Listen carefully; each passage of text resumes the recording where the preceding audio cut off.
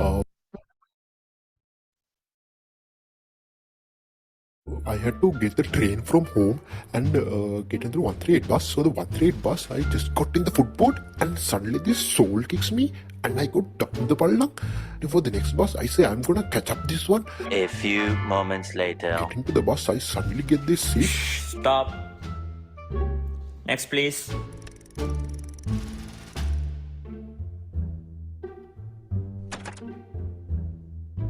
Okay, but why would you hire me? What potential benefits am I gonna get by being here? You tell me. You. Next.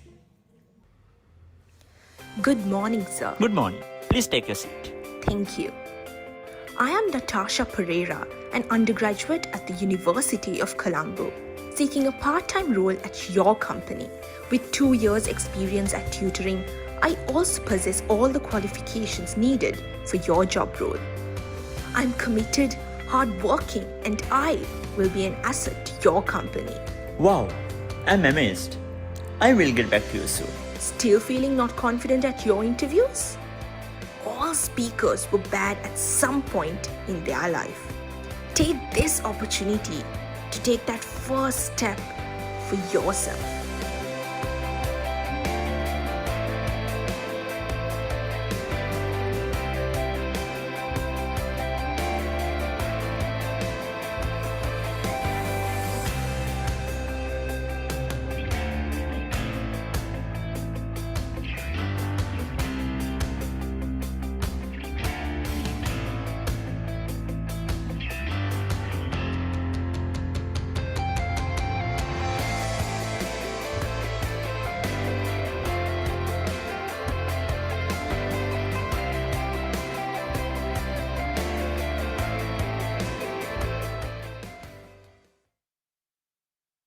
Job titles, they're not a big deal these days. Not to us, anyway. Because we know that you're much more than just a few words. You've got spark, ambition, drive, passion. You want to feel proud of what you do and make others proud of you too. You want to make a difference in the world and have real impact. Whether you're a human spark igniter, or a green planet saver, or developing your career as a disruptive digital leader, you know what you care about, and you put it first. Because what matters most is what you do. We put labels on our products, not our people. So bring change, make an impact, and be inspired to be your best self. To us, you are more than your job title.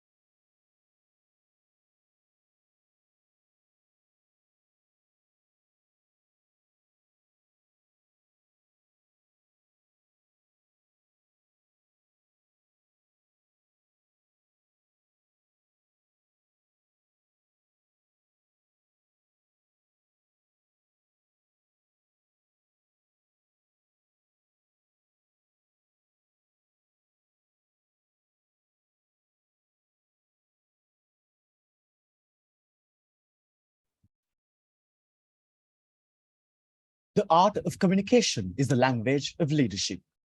A very good morning, ladies and gentlemen. These words are the essence of Transcend 2022, organized by the Gavel Club of the University of Colombo. All of you here must be thinking what Transcend is, why it is considered such an important event. So let me tell you why. In today's competitive society, paper qualifications are not just enough to justify your value. The corporate world requires men and women who can take risks and inspire people to work harder. Soft skills are what defines your character here and communication and leadership skills are the most important qualities needed for a successful career. This is where Transcend comes in. It is a platform organized solely for the ambitious young minds of our country to improve their leadership and communication skills. Grow, connect, overcome. These three words are the sole objective of this event, and I'm sure you will gain so much from it. So guys, you have been awarded with a golden opportunity to enhance your soft skills. You will be able to learn and interact with an expert panel of public speakers. They will provide you with tips and tricks to polish up your skills. And yes, it's going to be a fun session filled with lot of activities. They will help you gain hands-on experience and knowledge to develop your charisma and confidence. So we all have some prizes prepared for the winners of the competition we already had and some activities. So it's going to be very interesting and interactive. So guys, do join in and take part in this fun and inspirational event, and don't let this opportunity just slip through your fingers. So without further ado, let me call upon the president of the Gavel Club of the University of Colombo, Gavelia Susara Auchitya, to initiate the proceedings of Transcend 2022. Thank you, Vinuk. In the words of David Maister, professional is not a label that you give yourself.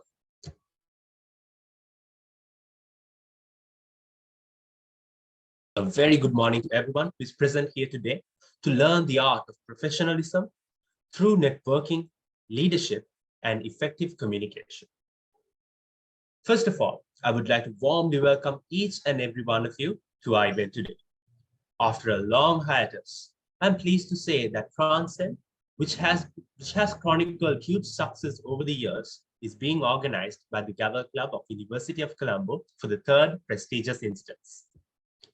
I must take this moment to give special regards to the patron of the Gavel Club of University of Colombo, the Vice Chancellor of the University, Senior Professor H.D. Karunaratna, for his inspiring words delivered at the grand finale of Oration 22 held last June, which actually motivated us and ignited the idea of organizing this mini conference, even amidst all the other challenges that we were facing.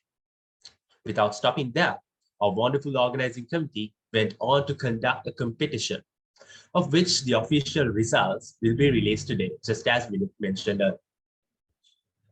In addition, I would also like to acknowledge our club's senior treasurer, Dr. Roja Caldera, for constantly supporting us and guiding us throughout the entire planning process of the competition as well as the workshop. And now that we are ready, we are hoping for a great event. I bid a very warm welcome to all the renowned speakers as well as the delegates who took out their valuable time and joined us here today to be a part of this workshop and make us achieve all our objectives. So we are honored to have you all with us today, and we hope that Transcend 22 will reach all of its objectives thanks to your valuable assistance. The art of public speaking comes into play in many different places. English language proficiency and public speaking abilities have now become more important than ever and have become crucial talents when it comes to surviving in the corporate world due to the entire process of globalization. So as everyone knows by this point, having a solid resume alone won't secure you your dream job, because it is almost impossible to survive in this corporate world without having the ability to properly convey your ideas and thoughts through speech. As a result, we at Gavel UOC have organized this workshop to learn how to hone our communication skills and improve our knowledge with respect to career guidance, personal development, and in turn, our professionalism.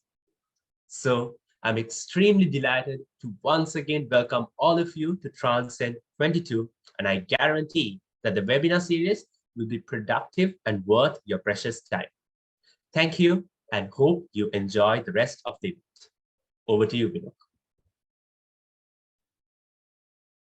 Thank you, Gavelia Susara. Well, Ladies and gentlemen, we are now officially starting our session. We will be having our first keynote speech. So before that, let me introduce our esteemed speaker for the first keynote speech. Having more than 30 years of experience in the information and technology space, he has been handling some world-renowned IT products. He is a former director, CEO of the Metropolitan Computers and the head of HR and ICT of the Metropolitan Group. A business consultant, trainer, coach in communication skills development and career growth. Ladies and gentlemen, please welcome Toastmaster Niranjan De Silva, who will be delivering his speech on the topic, Who Are You? Over to you, sir. Thank you, Venu, for that very kind introduction. Good morning, friends. Few years ago, I was carrying out some interviews to select an engineer to be sent to Japan because I'm working with a Japanese company as a consultant. In fact, I've been working for about 35 years with the Japanese, you know. That's why I look also a bit Japanese now, because for 35 years, I've been working with the Japanese. So we had to recruit an engineer to be sent to Japan for a special fintech project, financial technology project. The first interviews were done by a recruiting company. And here we are having the final interviews at the Taj Hotel to select an engineer to be sent to Japan. And the final interviews were done by me and two Japanese guys. So when you walk in, it might look as if three Japanese guys are doing these interviews. One young guy walks in for the interview. I will not mention about the first impressions. I was going to cover something about the first impressions, but I thought, no, I will remove it from my presentation because I saw there is a presentation coming up immediately after this or after that on first impressions. So I will not mention anything about first impressions. I'm sure the lady who is doing first impressions will cover the importance of first impressions because you have only 11 seconds. That's all I will say. And I will not mention anything on the first impressions. This young guy comes and then I tell him, take a seat. He sat down right in front of us. Then I looked at him in his eyes, eyeball to eyeball, smiled and said, tell me something about yourself. In fact, that is the title of your Transcend, right? Tell me something. I think that's a brilliant area that you touched on. Because this is where most of the people mess up. Right. So I looked at him and I said, tell me something about yourself. He looked at me, smiled, and asked, is it about me? Can you believe? Can you believe a guy coming for the final interview? And I said, tell me something about yourself. He looks at me and asks, is it about me? As if I'm going to tell him, here, can you tell me something about me? Now what happened? Whatever the first impressions were there were shattered. If the Japanese were not there, I would have told him one or two good things. Because I'm very open, I tell all this to the face of the people because not because I'm a nasty guy, I'm a very nice guy, but I want to develop the people. But because the Japanese guys are there, I can't say anything. Again, I told him, excuse me, can you in one or two sentences tell me something about yourself? Again, he mumbled something. I couldn't follow. And my biggest weakness is I am highly impatient guy. Now, I don't know why I'm so impatient. A lot of people asking me, why are you always in a hurry? Why are you so impatient? I also don't know, but I'm impatient. So when this happened twice, I basically gave up. And I told the Japanese guy, maybe you should have a chat with him. You know, maybe he speaks Japanese. And then I noticed, no, the Japanese guy then did like this to me. Japanese guy did like this to me and said, oh, Mr. Niranjana, I think you better look at the CV. So when my boss, he's the vice president from Japan, he tells me, Mr. Niranjana, you better look at the CV. I better look at the CV. I'll tell you why I had not looked at the CV until then. No? Ladies and gentlemen, for the past 25 years, when I interview, I do not review your CV before the interview. the biggest mistake I did when I started working at Metropolitan about 40 years back is to read CVs and then interview people. What is the biggest mistake I did? Many people had international standard CVs.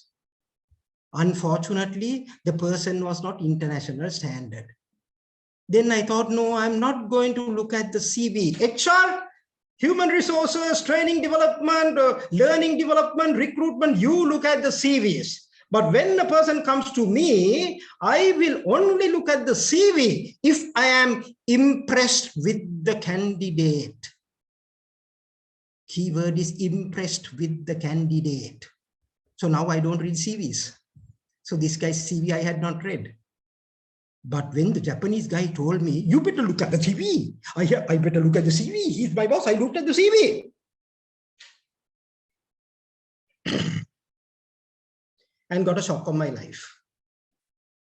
First class honors degree in computer science from a top university in this country. And while doing that first class honors degree, I think he has finished one part of SEMA also. Because at that time, some universities were closed for some time. So while doing this degree, getting the first class honors degree, he has finished one part of SEMA also, accounting also done. And here he is in front of us, struggling to tell us who he is. Now, when I looked at the CV, I thought, wow, this is an international standard CV. Definitely international standard CV.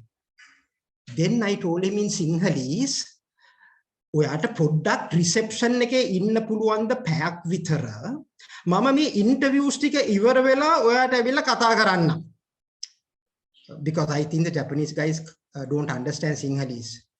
I assume that they don't understand Sinhalese. So I told him in Sinhalese, මේ ගෙදර නම් යන්න එපා පොඩ්ඩක් ඔයාට reception එකේ ඉන්න පුළුවන් ද පැයක් විතර මේ ඉන්ටර්විව්ස් ටික ඉවර වෙලා I want to come and speak to you because I mean, you know, world class talent. Again, he sort of responded, you know, in a way I was not too sure whether he will wait or not. So I told the department secretary, take this gentleman to the reception, give him tea, coffee, brandy, whiskey, anything. Don't let him go home. So I finished my interviews and I went and I had a one-to-one chat with him. I said, here, what happened, man? Huh? You came for the interview, right? I looked at you, I smiled at you, I greeted you, and I told you, tell me something about yourself. And then you look at me and ask whether it's about me. I'm not going to tell you, man, tell me something about me. Why did you do that? You know, your first impressions were shattered. Then I told him, you know, I had not looked at the CV. And I don't look at CVs now before I interview. And I only looked at the CV when the Japanese guy told me to have a look at the CV. And when I looked at your CV, man, you have a world-class CV. I was quite angry with the guy. No, I said, you have a world-class CV here. Having a world-class CV like this, why couldn't you confidently tell us, man, who you are? He's fine. He's a nice guy. He's fine. He smiled and said, sir, Pirunu Kale, dear no sale.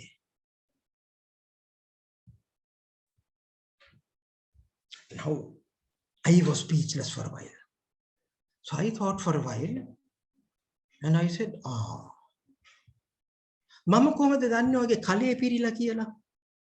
මම කොහොමද දන්නේ ඔයගේ කලේ පිරීලා කියලා? මම කිව්වා ඔය කලේ පොඩ්ඩක් සයිඩ් එකට කරලා තියන්න ඔය කලේ කන වැඩි දුර යන්න වෙන්නේ නැහැ. And then I told him, here I have a good friend of mine. Unfortunately, this guy went to Australia now. I said, you go to my friend, man. But you have to go minimum twice a month. Once a fortnight, you have to go to my friend. You don't even have to pay anything. I will pay my friend.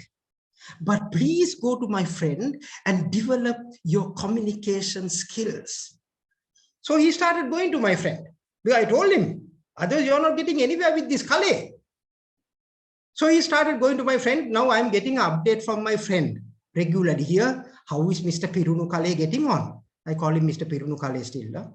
So my friend said, he is doing well, he is doing well. So he went to my friend twice a month. He went to my friend 3 times a month.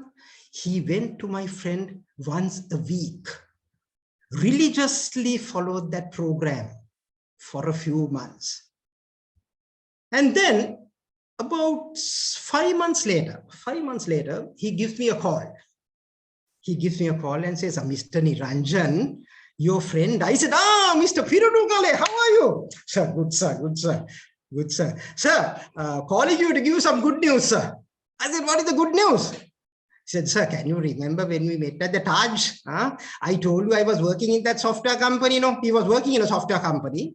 Right, when he came, he said, can you remember I told you I was working in that software company? I said, yeah. And I told you I was getting 450,000 rupees a month. I said, yeah, I remember that.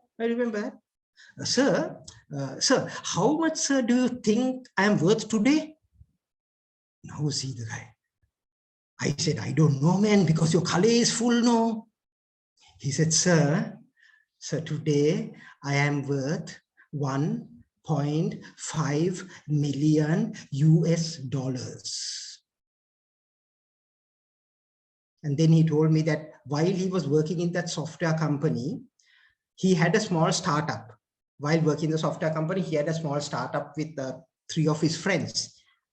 That day, he left the software company and he went to his own company, the startup company, and he promoted the fintech solution that his startup company had to an American venture capital company. And the American venture capital company came and invested 1.5 million US dollars.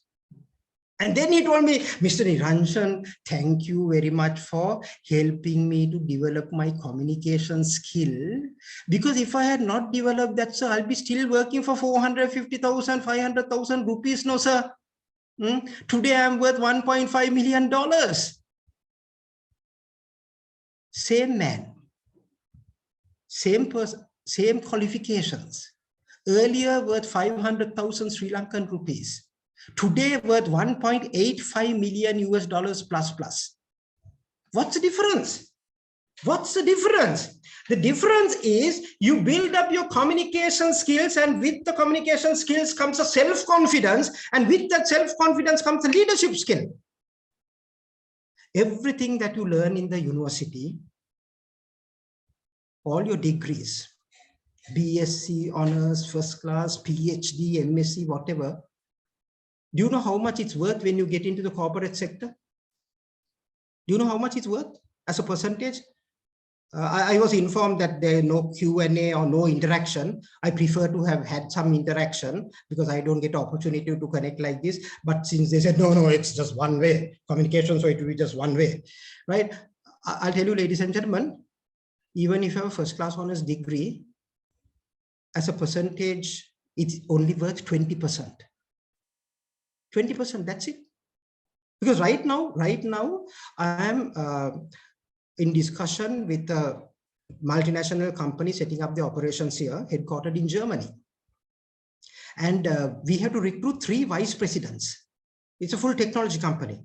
We have to recruit 3 vice presidents who will be reporting directly to the president, who will be coming from Germany.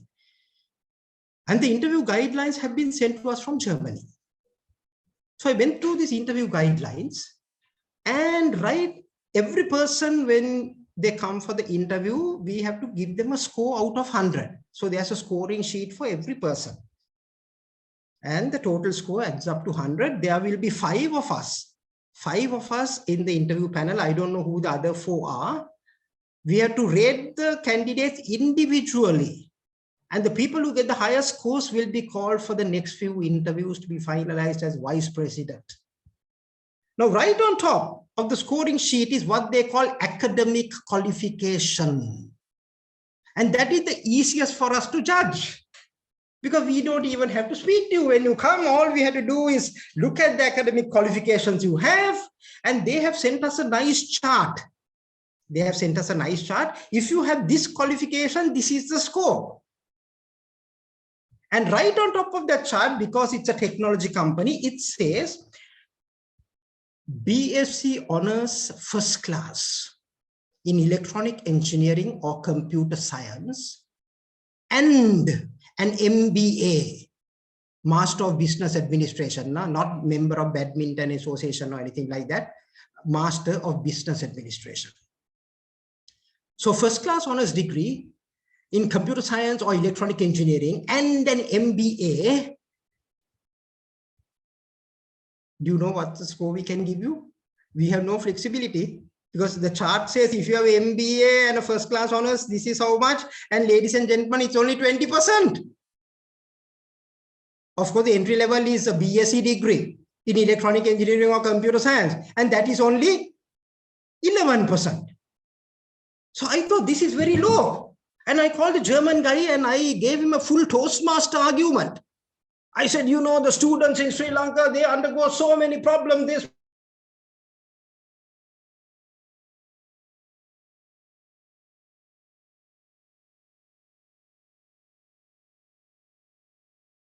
German guy, and I said, I think this 20% is totally unreasonable. The German guy listened to my entire argument. And he said, yeah, Mr. Niranjan. I understand exactly what you're saying. However, you know, from 2024, this has now been brought down to 15%. So I am telling him 20% is too low. And he's telling me from 2024, it has been brought down to 15%, 1.5.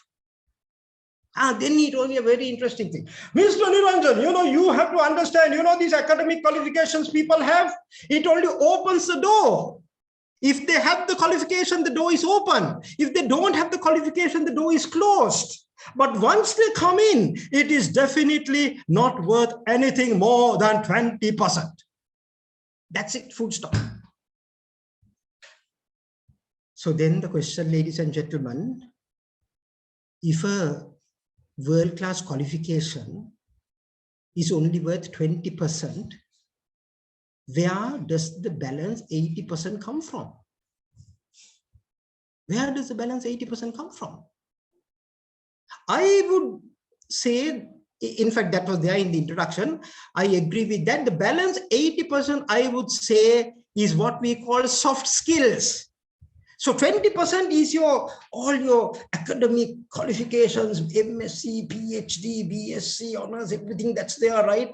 So that's a hard skill which is inside there. What they say is having all that in there, you cannot bring it out unless you have the soft skills. So what's the use of everything being there inside if you cannot bring it out? So that is why today the academic qualification is 20% and the soft skills is 80%. 80. Now let's look at what are the 3 top soft skills that organizations are looking for when you come into any organization. What are the 3 top soft skills that organizations are looking for?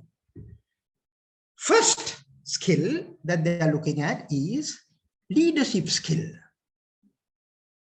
Because when you graduate with a degree from any of your universities, right, finally you want to be a leader in that organization. Of course, for that you must have a nice dream, you know, personal dream and all that, which is a different topic. If you have that, I can tell you, ladies and gentlemen, if you have a fantastic dream for yourself and you pursue that dream, nothing is impossible in life. I've worked with so many people, nothing is impossible. All you need is the dream and the passion and the commitment to get to that, right? So the first one they're looking at is leadership skill. And how this is defined is, does this person have the leadership skill to take this company to a $2 billion company within 3 years?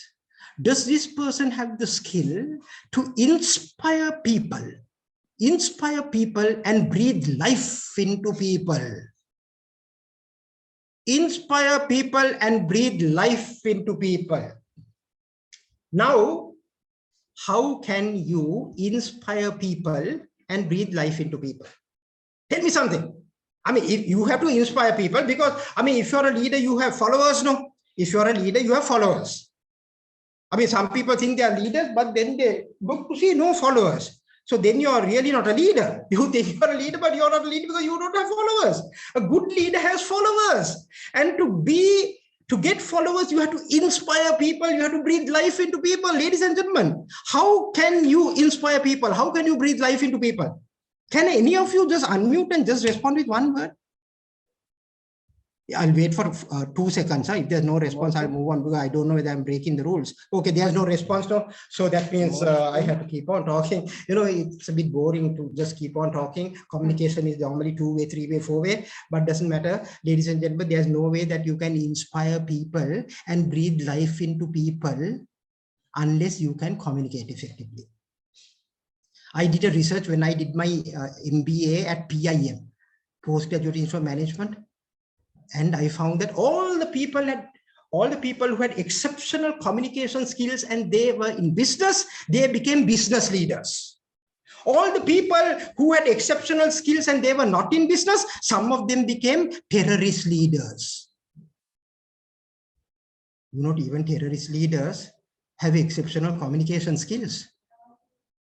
I mean, sometimes their communication skill is better than the business leaders' communication skills. Because their communication skill is so great, they motivate people to blow themselves up. I mean, look at your IUSF convener or something, who is there in the news every day now, no? IUSF, Inter-University Student Federation. Why is he there? He can communicate. No, he can communicate so powerfully. So, ladies and gentlemen, the foundation of a leader is communication skills. And unless you have communication skills, you cannot be a leader. You see what happens when you build up your communication skill, you know, that self-confidence, with the self-confidence comes a leadership skill. So you can't move into leadership skill at once. You develop your communication skills and with that you build up your self-confidence.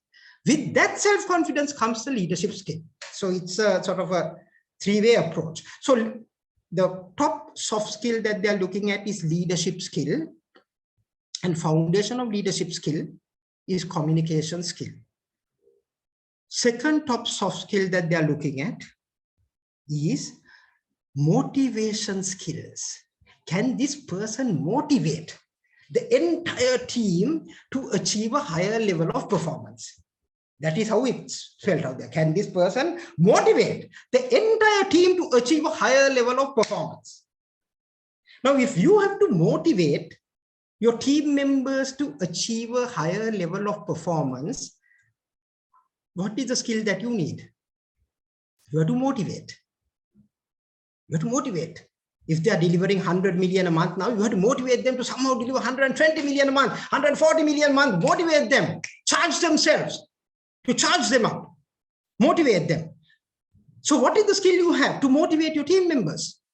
Even in your gavel club or wherever you need to motivate people. What is the one skill that you need to motivate people?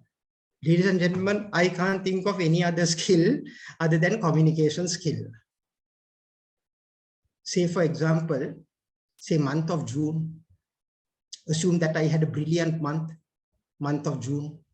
I have done extremely well in wherever I'm working, achieved all my targets. And then my boss comes and says, Niranjan, wow, what a fantastic performance, man. Well done, you're a great man. Here, next month, I'm sure, man, you can do at least 20% more. Because you have exceptional communication skills. You are such a handsome guy, man. And with outstanding communication skills, what can't you do, man? Will it motivate me? Definitely it will motivate me, right? Then if I had another type of boss who comes and says, Niranjan, last month good performance, huh? Good. Try to do better next month, huh? Same message conveyed. First one will definitely motivate me. Second one will completely demotivate me. Same message. What's the difference? Communication. So I have still not found any other technique other than communication skills to motivate people. So therefore, motivation skills, foundation is communication skill. Third top soft skill that they are looking at is team working skills. Team working skills. And how that is defined is, can this person effectively work in a team as a team leader and synchronize the team to achieve the team objectives? Synchronize the team to achieve the team objectives. So the keywords are synchronize the team to achieve the team objectives, which means to synchronize the team, each team member should be crystal clear in what is expected from him or her. And when we do our part, how does the team move forward? And what is the final destination that the team goes to? And then what is the final reward? Tell me, ladies and gentlemen, how can you synchronize your team and make sure each team member is crystal clear about what is expected from him or her if you don't have exceptional communication skills? Most of the time, the teams collapse because of poor communication. My research shows that teams collapse either there's poor communication or there is more than one leader.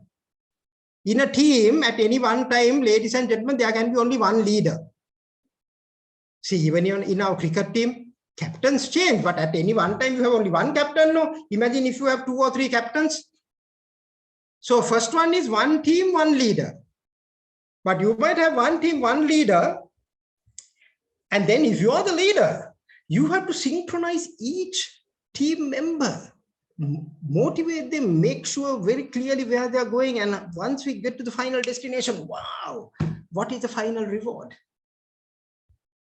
Why I say one team, one leader, every year they have the rowing competition between the Americans and the Japanese. And every year the Japanese beat the Americans. So the Americans got very worried. How come these Japanese guys are beating the Americans every year? And they went to a university, top university in US to do a research. And the university did the research. They researched both. They checked the American team and the Japanese team because they wanted to see how come these Japanese people beat the Americans by a bigger margin every year. So they checked the boat.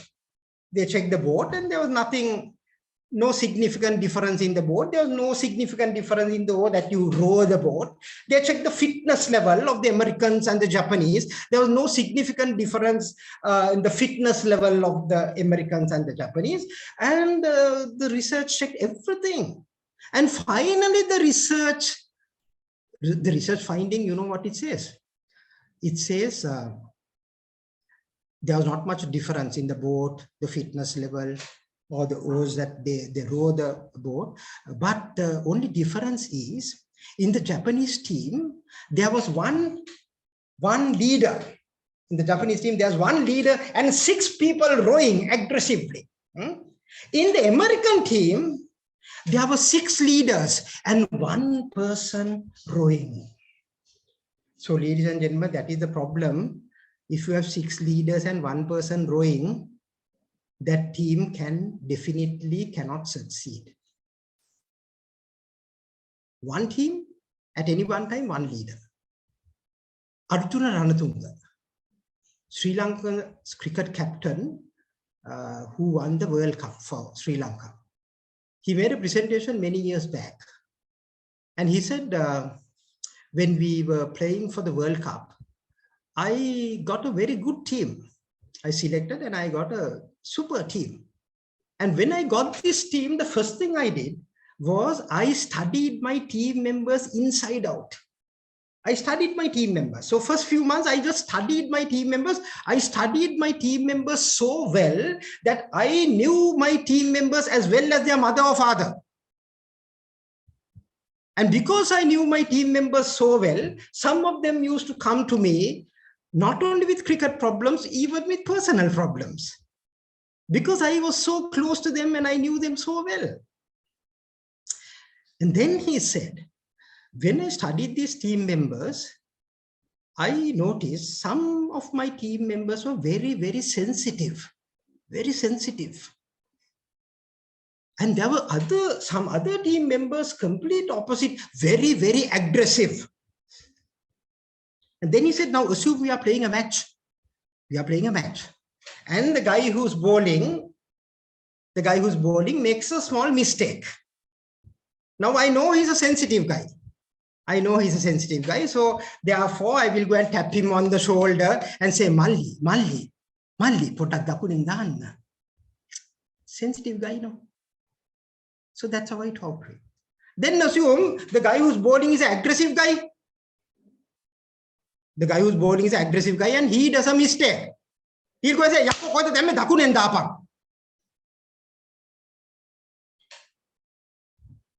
And then he said, ladies and gentlemen, you have to remember, when you communicate with a team, different strokes for different folks. Wow, what a presentation.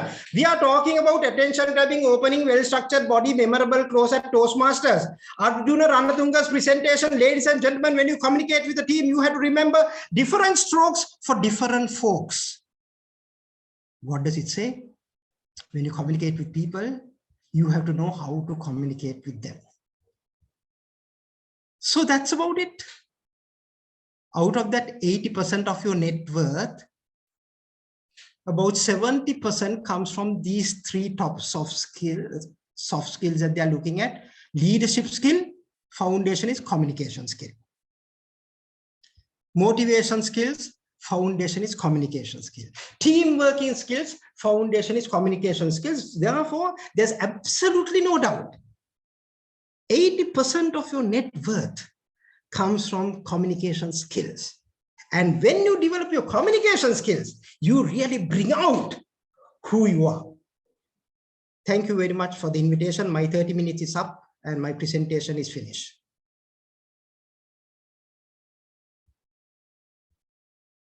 I have finished.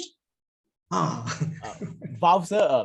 I'm pretty sure that good morning message would be my breakup alarm for the from now onwards. And most importantly, apart from that 20% that we will be having, since most of us are undergraduates in the coming years, there was so much to learn for that remaining 80% from your interesting session throughout. And thank you very much, sir, for your valuable words. So with that, ladies and gentlemen, we will be moving on to our second keynote speech. So let me introduce you our second keynote speaker.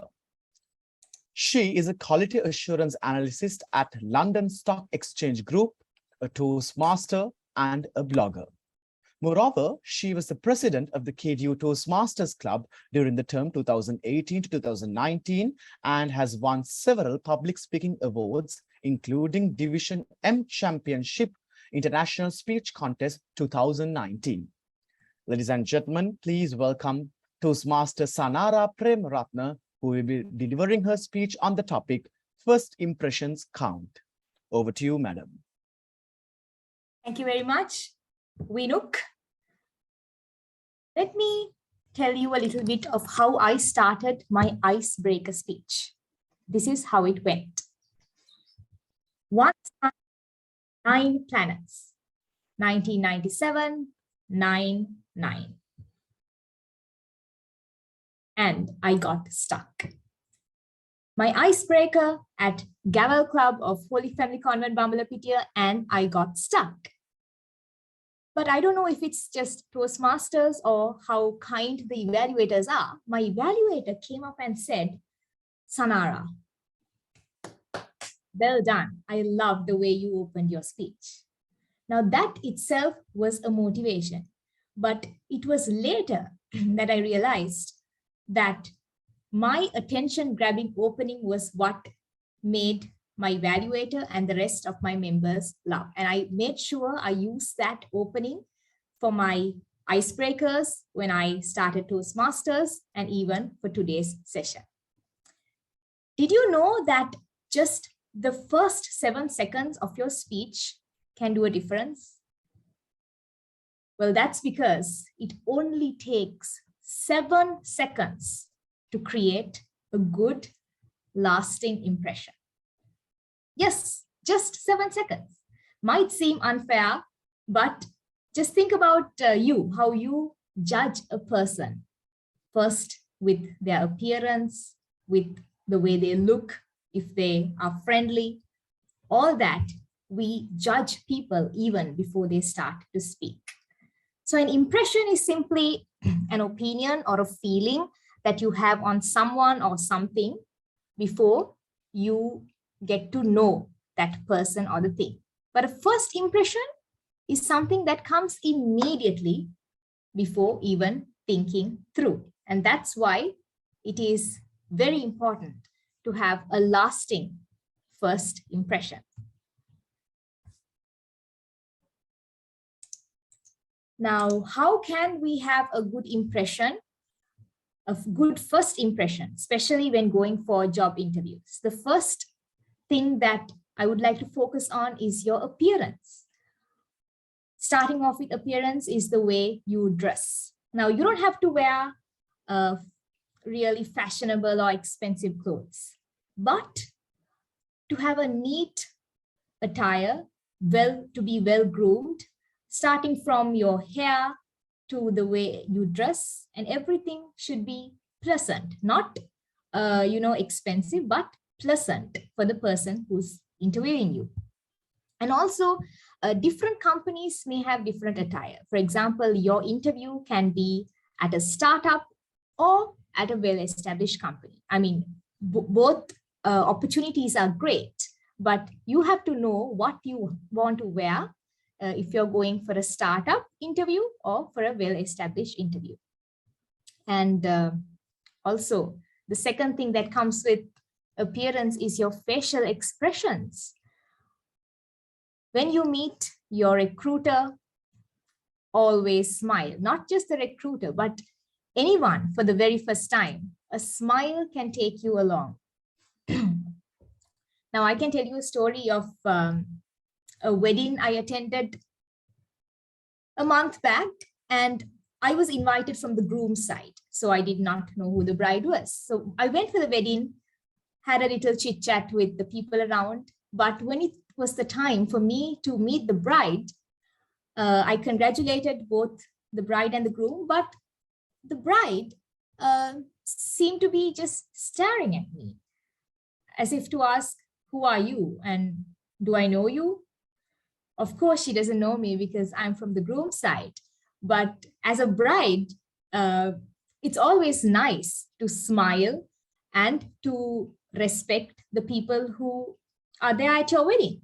So that is something I noticed. But then I met her recently and I got to know that she's such a warm and friendly person. But still, my initial opinion was that maybe she's not very friendly, and therefore the rest of my experiences with her was built on that first impression. And the other thing is your posture when you go for an interview, be it online, be it physical. Don't be hunched, just have a very positive, strong posture, show that you're confident. And also the handshake, probably not virtual, but if you get a chance to go to a physical interview, make sure you have a firm handshake. I know some of the girls or guys, they might just give a few fingers and shake the hand. But I mean, if you don't want people to touch you, that's perfectly all right. You can just say, Ayubowan or something. But if you're open, if you're ever giving a handshake, make sure you give a firm handshake. You don't have to necessarily squeeze the hand, but make sure it's firm. And the other thing is very important, eye contact, which you also learn at Gavel. For physical interviews, yes, definitely you will have to look at the person interviewing you. But how do we maintain that on a virtual platform? Well, just like you learn at Gavel, look at the webcam, because that is your doorway to your interviewer, and therefore you can show that you are directly looking at that person. Maybe 1 or 2 people will be interviewing you. So whenever you answer, make sure you look at the webcam and give your answers. Now, the second thing I would like to give, the second tip to have a lasting good first impression is to be on time. For physical interviews, 15 minutes before, because sometimes you might have to find your company through Google Maps. You might have to find a tuk, especially these days with the crisis situation. Therefore, if your interview is at 4 p.m., at least at 3:45 p.m. aim to be there. And also online, it's not very different, because I recall an instance where I had an interview via Teams, but I thought everything was ready. I was actually ready with all the questions and what potential questions they might ask me. I was ready. But when I was supposed to log in, I didn't realize my Teams was, something had happened. My credentials were wrong, or I had to use the wrong email address. Therefore, I got late for my interview. It was so bad, very embarrassing. Therefore, don't take a risk, even if it's online. Make sure you log in early for your online interview. And that just shows you respect and you have great organizational skills. From appearance to being on time, the third tip I would like to give you is to be well prepared. Again, coming to online meeting etiquette.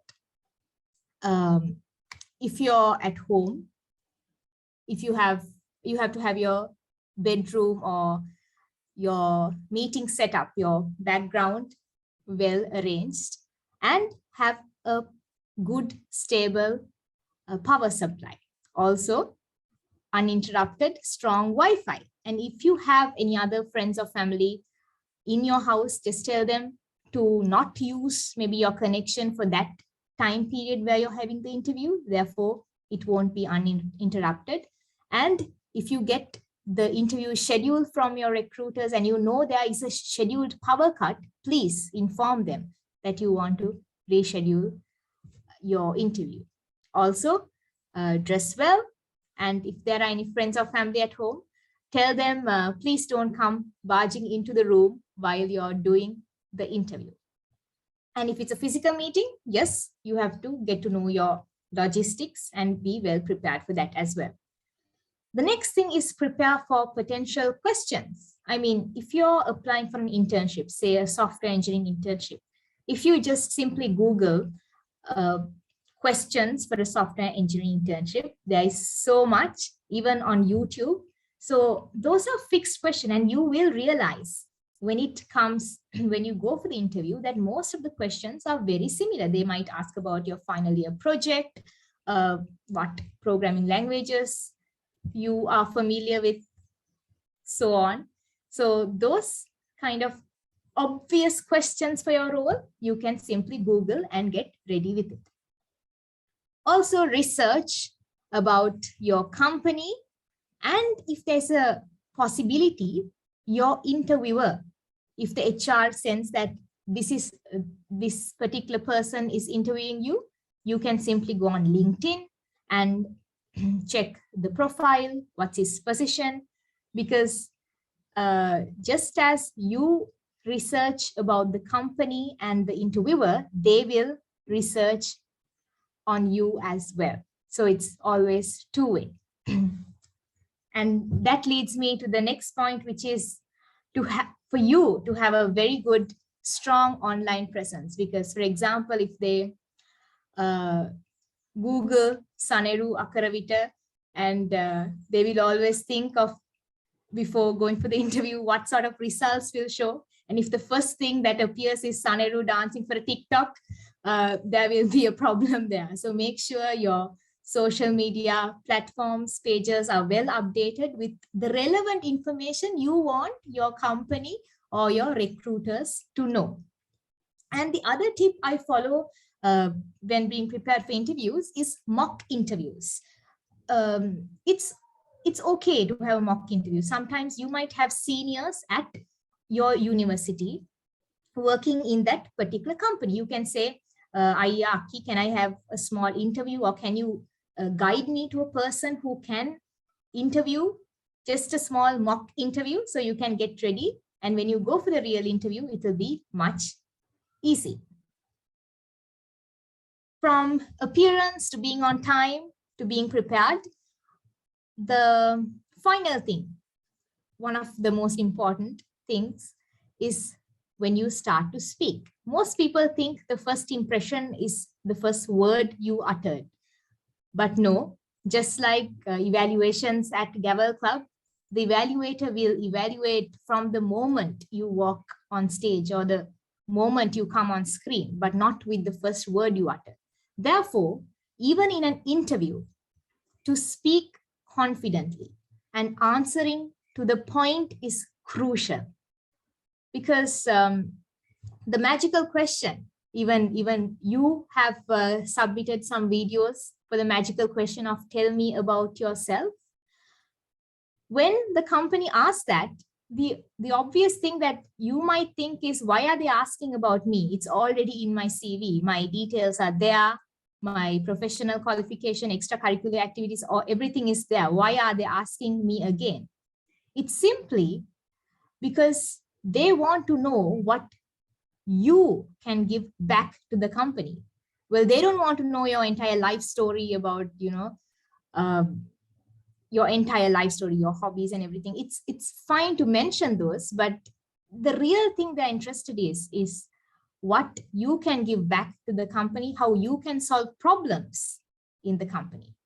Therefore, when they ask the magical question of tell me about yourself, it's okay to be prepared and to memorize some of the things that you're going to say to your interviewer. That comes some methods of opening speeches. Now, we discussed on how to have a good impression on interviews, but in Toastmasters, in Gavel Club, how can you have a good lasting impression? First is your opening. And what are the methods you can start a speech? The traditional methods of a quote, a different scenario, starting with a question, or even silence. A proper, meaningful silence can be a great way to start your speech. Therefore, practice these methods.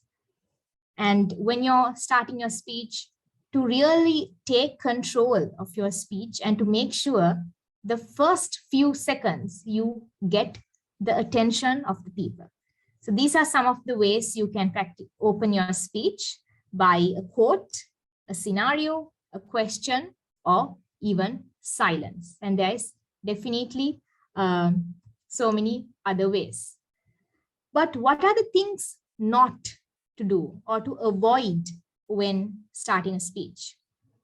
The first thing I can think of is an apologetic statement. If you come up and say, I'm sorry, I'm not ready, that doesn't really account to a good opening. Even if you're not ready, you don't have to say that. Just like a speech, you don't have to really say, hi, I'm not ready. Just show that you're confident. And the second thing not to do in a speech when starting is a story or a joke that is not relevant. Obviously, if it's not relevant, why do you put it there? And a long or a slow moving story. If you have a long or a slow moving story, you will start your speech and then you will get on and say, let me explain my point in a few minutes. And then you will keep on talking. Again, you will say, let me tell the point in a few minutes, but you're never going to tell the point. So a way of a slow or a long moving story is also a way to avoid giving speeches. So these are some of the ways you can create a first impression, not only in your speeches, not only in interviews, but even when it comes to meeting new friends, new people, or even finding love. Make sure you have a great first impression, because at the end of the day, we know that you never get a second chance to make a first impression. So with that, I would like to conclude the session, and over to you, Vinod.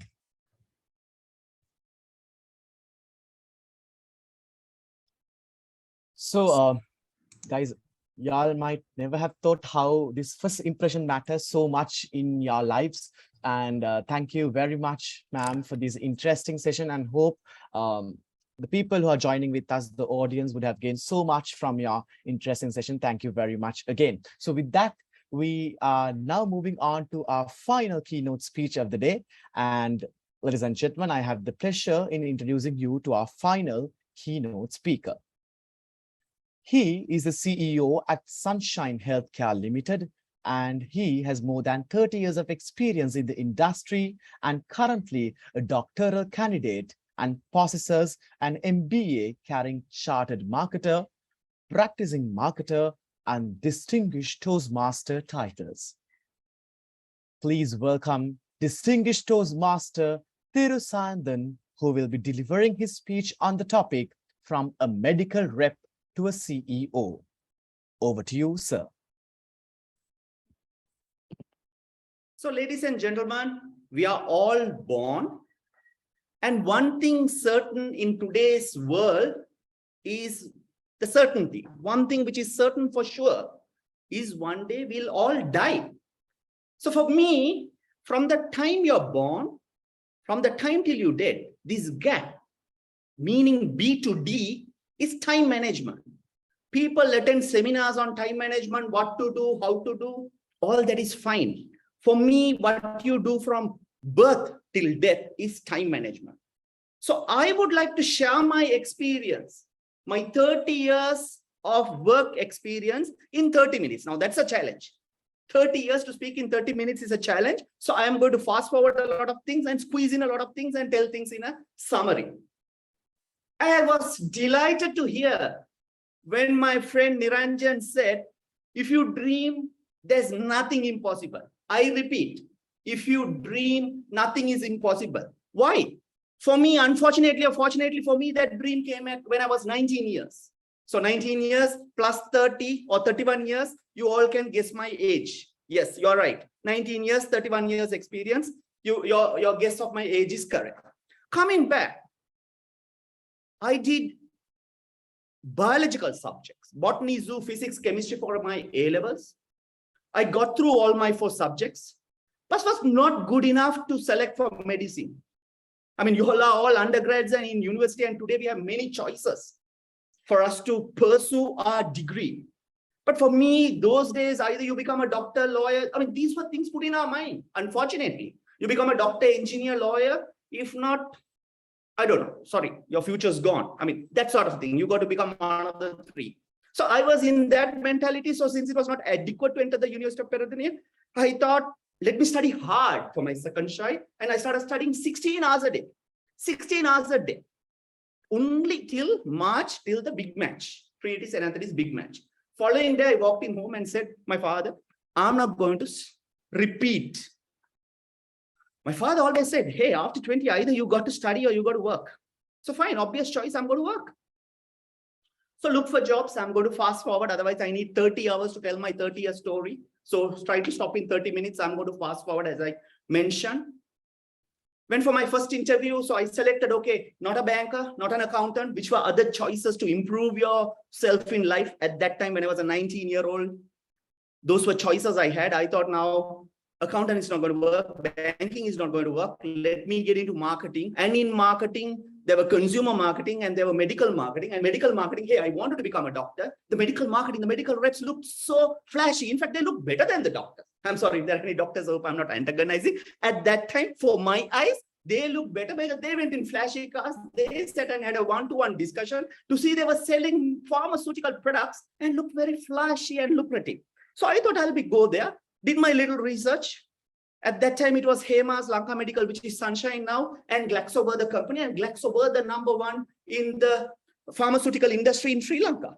So I thought, hey, if you want to become the best, you have to be with the best. I repeat, if you want to become the best, you have to be with the best. That's how you become the best and you develop the best skills. So I applied for Glaxo as a medical representative. First interview, second interview, third interview. At the third interview, there was a questionnaire which asked, what would you like to become when you reach 40 years? It didn't take much time. Like a dawn, I wrote, I want to become the managing director. And there was a bit of a laughter in the panel when they perused that. Believe me, that moment was my trigger in my life. They were, I don't know, for me, that laughter was, hey, this Podian fellow at 19 want to become managing director? Really? That's what they didn't say it. I don't know. That's what I read. Thankfully for me, I read it. And I thought, I'm going to do that. From that day, that was my trigger. Every day I woke up for that dream. I always say, if you don't have a dream, don't wake up. Why did you wake up today morning? If you have a dream, wake up for your dream. If not, sleep, sleep, sleep. Don't even press that snooze button on your mobile or your alarm clock. Sleep. If you have a dream, wake up. And if your dream you want to achieve faster, then you decide, hey, am I going to sleep till the sun hits my posterior? Or am I going to wake up at 6? Or if my dream is more aggressive, am I going to wake up at 5 o'clock? That's why Robin Sharma wrote 5 a.m. Club. What you achieve when you wake up at 5 compared to rest of the world is far greater when you sleep till 6 or 7. So it depends on your dream. So thank you, Niranjan, for saying, if you dream, nothing is impossible. So the dream that I had in 19 years, I achieved 10 years ago at 40. So on my 50th birthday, I thought, because my father wanted to write a book and he passed away. So I thought, I'm not going to wait till I hit the coffin to write a book. So when I celebrated the 50th birthday, I thought I'm going to put the lessons, what helped me to achieve the 19-year dream when I achieved, which I achieved at 40, the 20-year career period, which helped me to grow. And for me, it was the clear 7 mantras. That's what I wrote this book, the 7 mantras for success. That was my success, ladies and gentlemen. I don't know if it's going to be your success, but let me explain that to you. If it's yours, for God's sake, adapt it, move it. 8 minutes gone, 22 more seconds left, but I'm sure the previous speaker gave some extra cushion of time, and let's see whether we are going to use it or not. So my number 1 mantra is have a vision, meaning have your dream. I always say, organizations that we work for have vision. In the reception, you will see big bold letters behind, say, this is our vision. We are here, this is where I want to become, and that's our vision. Countries like Singapore, countries like Malaysia, they have dreams. But when youngsters come in for interview, I ask them, what is your dream? They wonder. Again, I ask, son, what would you like to become? They sometimes sit and wonder. Then I ask again, son, when you retire or when you reach 40 years or 50 years, what is that you would become? They say, I have not thought about it. So ladies and gentlemen, when you're young, dream what you want to become. Only if you dream, you will wake up to that. Only if you dream, you will do things to make that happen. And that is your life dream. So your living purpose should be that. Otherwise, don't live for the day. Get up in the morning, sleep in the night, okay, nantale, do that things for a day. It's not going to work. But if you have a dream, everything will revolve around. It's easy for you to say what to say yes, what to say no. Only if you have a dream and you have a strong compassion towards it. So my number 1 mantra, which I wrote in my book, is dream. Have a dream. Have a vision for yourself. It's yours. My number 2 mantra is have a passion. Passion meanings be passionate about it. It should not be your parents' dreams. It should not be about your friend's dream. It should not be about your girlfriend's or your wife's dream or your sibling's dream. It's yours. Me working in the pharmaceutical industry for 31 years now, I have listened to consultants who earn in millions, who come at the age of 45, 50, say, hey, this is not what I wanted to be. I never wanted to become a doctor. My parents pushed me into that. Oh, we come from a doctor family. I became a doctor.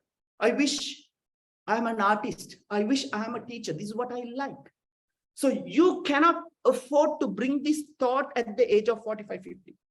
So you have a passion of your dream, or be passionate with it, and it should come from you. It should not be someone else. If someone else force you, that's not gonna work. So be passionate about it and you own it, and so that you wake up for that, as I mentioned earlier. So be passionate about it, and it comes from your heart. Hey, this is what I want to be. So be passionate about it. My number 2 mantra is being passionate. Now, once you have a dream, once you are passionate about it, my 3rd mantra is plan and prioritize, which is very, very important. Plan and prioritize. When you and I wake up, we have 200 things to do. If 200 is exaggeration, 20 things to do. But we all have, whether you are the president or the president of USA or newly elected president of Sri Lanka, or if you are seated at golf face in the Aragale, or whoever you are, we all have 24 hours. So if all of us have 20 things to do, in 24 hours, we might have to sleep for 6 to 7 hours. left with 16 hours, then there are things to do. We don't have the time to do everything in a day. We don't have the time to do everything in a week, month, years. So we need to plan what to do and what not to do. Most of us end up doing the most unwanted things, and the days goes, the weeks goes, the month goes, and the years go, and you're gone. At the age of you sit and wonder, what the hell have I done with my life? To see 80% of my time I have wasted. Hey, this is should have I focused.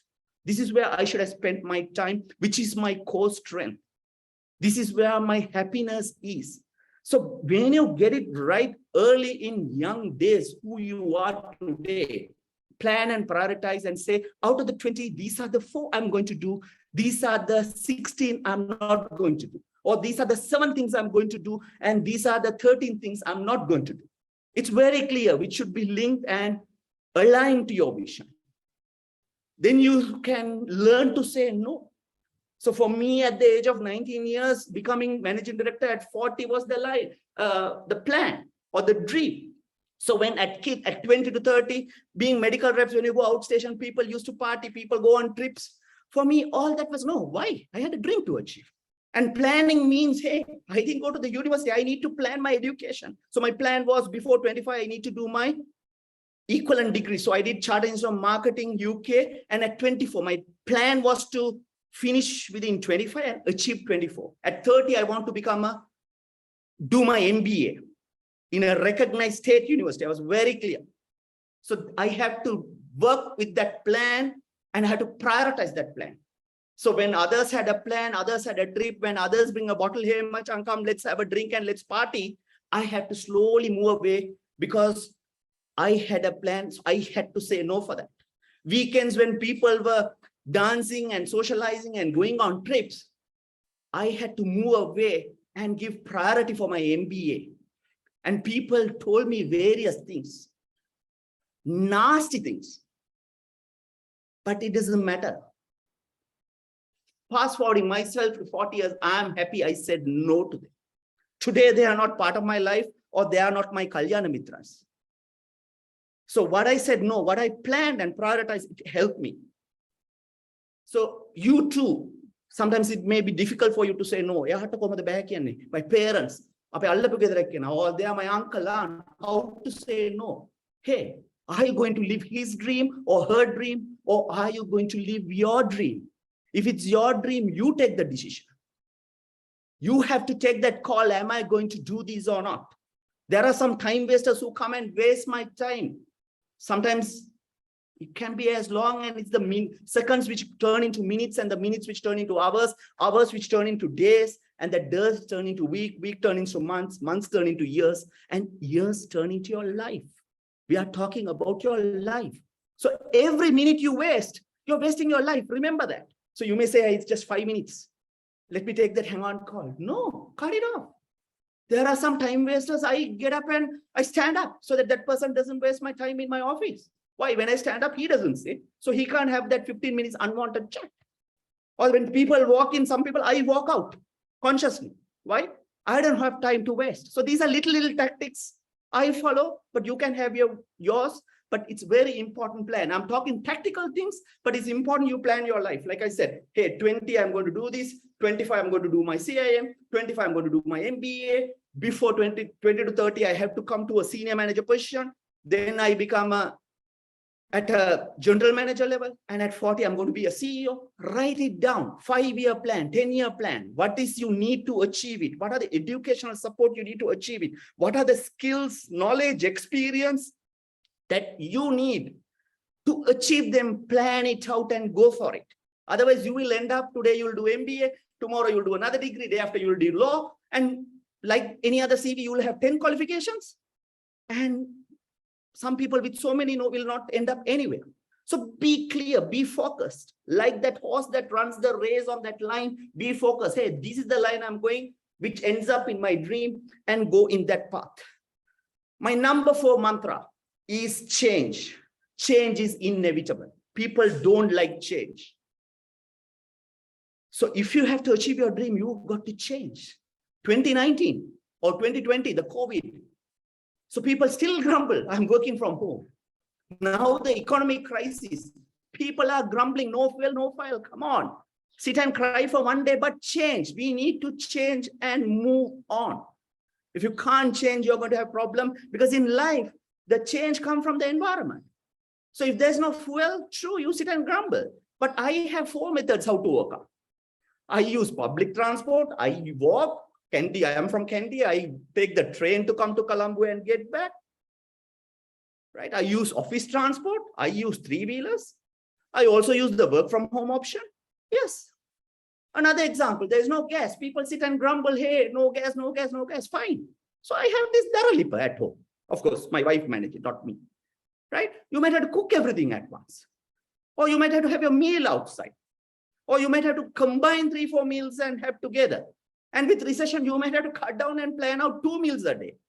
Change, you got to find a solution. True, there's an issue, but how long you're going to cry? So Robin Sharma says, surrender to that change, accept that change, and then move on. There are some people who want to go abroad, but when they go abroad, they take the 2 weeks time, they take the flight and come back. Why? Hey, I can't fall asleep in Australia. I go to Canada, I can't adapt to that climate.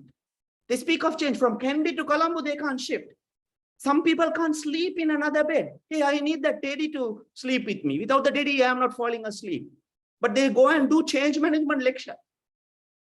Some people, without their chair, they can sit and have a meal. Are you having the meal or are you eating the chair? No, I want the chair for me to sit and have my meal, the head chair of the table. So people find it difficult to change. It's a big word. For me, change was enormous. Me being a Tamil Hindu, I always say I'm married to a Sinhalese Catholic. So just imagine the change that would have brought into the house. Right? I have 3 children. If you ask whether they are Tamil or Sinhalese, they will stare at me. But what? Right? Because they come from a different religion, different race, and mix of all. So what are we talking? Change, adapt. So I can come and argue with my wife, hey, you do this Hindu way. Then she'll come and say, no, you do the Sinhalese way. We need to change. We need to adapt. So today we need to adapt. There are economic. Dollar is 375, not 203 anymore. You got to change. So that's about change. So in your dream, when you achieve, the environment will throw a lot of change. So my number 1 4th mantra is change and adapt. We have no choice. We have no choice on COVID. We have no choice on the current economic crisis. We have no choice in our disposable income coming down. We have no choice on the inflation. So we got to adapt and move on. It's in you. Your dream will take you where you want to go. So don't stop sitting and complaining. You have your dream and you march along and see how you're going to overcome these challenges. So that is change. My 5th mantra in my book I wrote is sacrifice. If you want to achieve something, you got to make a sacrifice. And I'm sure on a Saturday morning, we could have done 101 things. But the 94 who are logged in were committed to this. When you commit to this, you're making a sacrifice. For me, on another day, I'll be with my home, spending time with my family. So I said no from 9 to 11. I'm going to listen to this. So that's a sacrifice I make. When I did my MBA, I was married. I got married at 22. I had my son at 23. I had my daughter at 25. At 30, I had 2 school-going children. And I work in Colombo. I stay in Kandy. Fridays, I come back, come to home. Mondays, I go back. It's 2 days I spend with my family. And I selected to do my MBA at University of Peradeniya. Only when I walked in, I realized that's a full time. They say you got to do lectures are from 8 a.m. till 8 p.m. And I still remember that finance, economics, business law lecturer, they always fix that lecture at 5 p.m. to 8 p.m. on Sunday night. And here I come to Kandy for 2 days, and the 2 full days for 2 full years. Actually, 2 full years, they said, but it ended up as 2.5 years. The coursework I spent at University of Peradeniya. Sacrifice. Why? For me, it was important. I needed that MBA for me to get into that senior level management. I told you I didn't have a degree. Now only what I have is only the CIM diploma. That's not good enough. That was good marketing knowledge. Now, if I had to upgrade myself into management and a CEO, I need more knowledge on finance. I need more knowledge on investment. I need to know business law and finance I had to do. So I could have taken an MBA. I had a friend of mine who registered in January, and in August, he got the MBA. 8 months done, he went to USA, took the certificate, had a nice, big, beautiful picture. But you give him a P&L, he'll wonder what it is. Those things don't bring it to me. But for me, I wanted to learn. I wanted to know what balance sheet is, what profit and loss is, what cash flow is. My accounting sir got me to do. And if there's 1 cent different, he got us to do it again. And that was the learning. So that's a sacrifice. It's a choice. I want to learn. 2.5 years I learned because I wanted that MBA knowledge, because if I had to become a CEO, when I'm seated in the CEO, if I can't interpret my profit and loss statement, that's not going to help. If I don't have the management skill, that's not going to help. If I don't know the law, that's not going to help. So that's how I focus myself to sacrifice something to achieve something. Another example, when I was doing my CIM UK, the classes were on Saturday, Sundays. And when I was a medical rep, I was working North Central, Northwestern province, and from the territory, your area, you're not supposed to bring your vehicle back. So for me to come to classes, I used to come and park the vehicle in Kurnagal, or there were instances I parked my vehicle in Anuradhapura, taken a bus and come to classes in Colombo. Those days the classes were held at Oxonia near Vellavatta. So I used to come for classes, attend CM class, get back. People used to laugh at me, "Mu pisek." Recently you heard, no, "Mu pisek." They called me pisek to do this, come by bus, attend to CM class, get back, when they were having fun. At the age of 20 to 20, they had a girlfriend also. They said, "You should have fun with her." Right? I'm not having fun with her. I'm coming for this. Why? For me to have a better life for the future family, for my children to have a better time for their future, for me to spend for their education in their future. I need to do that sacrifice between my 20 to 30 years. Either I have fun 20 to 30 and then scratch my head at my 30, or I sacrifice between 20 to 30 and then live my life. And after 40, I enjoy. My local trips became overseas trips. My local boat trips became cruise trips. Why? When I made that sacrifice, and when you achieve something, the money follows. Not that I chase money. When you achieve certain position, you also get higher salary. The money comes, and when you have more money, you can do more things. You can enjoy life. You can give back the society. All that was due to that sacrifice I made in my early life. So that MBA helped me, as I mentioned, though I invested. For me, it was an investment. And thankfully, my wife understood, and she helped me to achieve it. So that was the sacrifice which gave me the reward. So the sacrifices you make should give you the reward. Me coming from Kurnagal or Anuradhapura to Colombo by bus, no regrets at all. It was investment. When I got promoted, so the moment I got that CIM from a medical rep, I got pushed up to an executive. Because they knew, hey, this guy is qualified. If Glaxo doesn't promote him, some competition will grab him. So I had to take that. So that is sacrifice. Moving on to my 6th mantra, which I wrote in my book, is taking risk. People are afraid to take risk. If that doesn't happen, the if factor, lack of clarity, fear of failure, you don't want to take risk. I always say, take risks, take calculated risk. At the age of 19, I opted to work. I didn't have a degree, a risk that I took. And I have no regrets. At the age of 21, people thought, hey, are you crazy? 22, I got married. 23, I had my son, started a family. And the salary was what? It's very low. It's less than 10,000 at that time. But I managed it. After working for 10 years at Glaxo, I have come to a category manager. I know I'm not getting, I need to be a senior manager. So at 30, at 29, I took a call to join Hemas as a country manager. People think, hey, you're leaving this multinational and going, are you taking a risk? Yes, I want to grow. I have a plan what I want to achieve at 40. So I gave the resignation and joined Hemas. They said, you will work only for 2 weeks. I ended up working for 10 years. So I worked as a country manager for 10 years at Hemas because I took that calculated risk, because I didn't believe what I believed in myself. I know what I can do, why I knew what I'm capable of doing. Because of that, I joined and I worked for 10 years. And by the way, ladies and gentlemen, country manager at Hemas is one of the best positions you can dream of. Good salary, one of the best places to work, good comfort, you had all the freedom. And I worked for 10 years. And when I was coming at 39 years or hit 40, I was wondering, hey, all this comfort is there, everything is there. Is this what I want in life? At that time, the retirement age was 55 years. I have 15 more years to work. And most of them who became country managers, they retired as country managers at Hemas. I asked myself, hey, are you going to retire as country manager? Are you in that comfortable chair?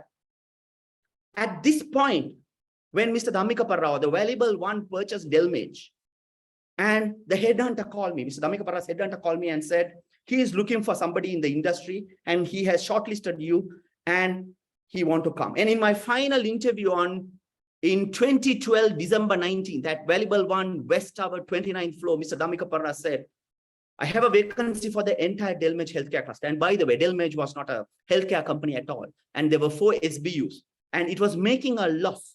He said, I want a CEO who can turn into profit. It was making 134 million net profit. Ladies and gentlemen, on that day itself, I knew this is not the place to work. This is not the boss I want to work. This is not the board of directors I want to work. But that urging inner flame, I woke up for that dream to become a CEO. For me, that word CEO, I'm going to take it and accept and sit in that CEO chair. Said yes. On December 19th, I told Mr. Damika Parra, yes, I'm going to take it. On that day itself, I know I'm going into fire. I know it's going to be tough. But as I told, I believe in myself. At that time, I had 20 years of healthcare experience. And ladies and gentlemen, it took 2 years. It was tough. My wife always told me, even my vocabulary at home changed in that environment. But after 2 years, that 400 to 500 million sale went above 1 billion in the healthcare sector. That 134 million net profit became 34 million net profit. And that helped. Why? I said, yes, I took that calculated risk.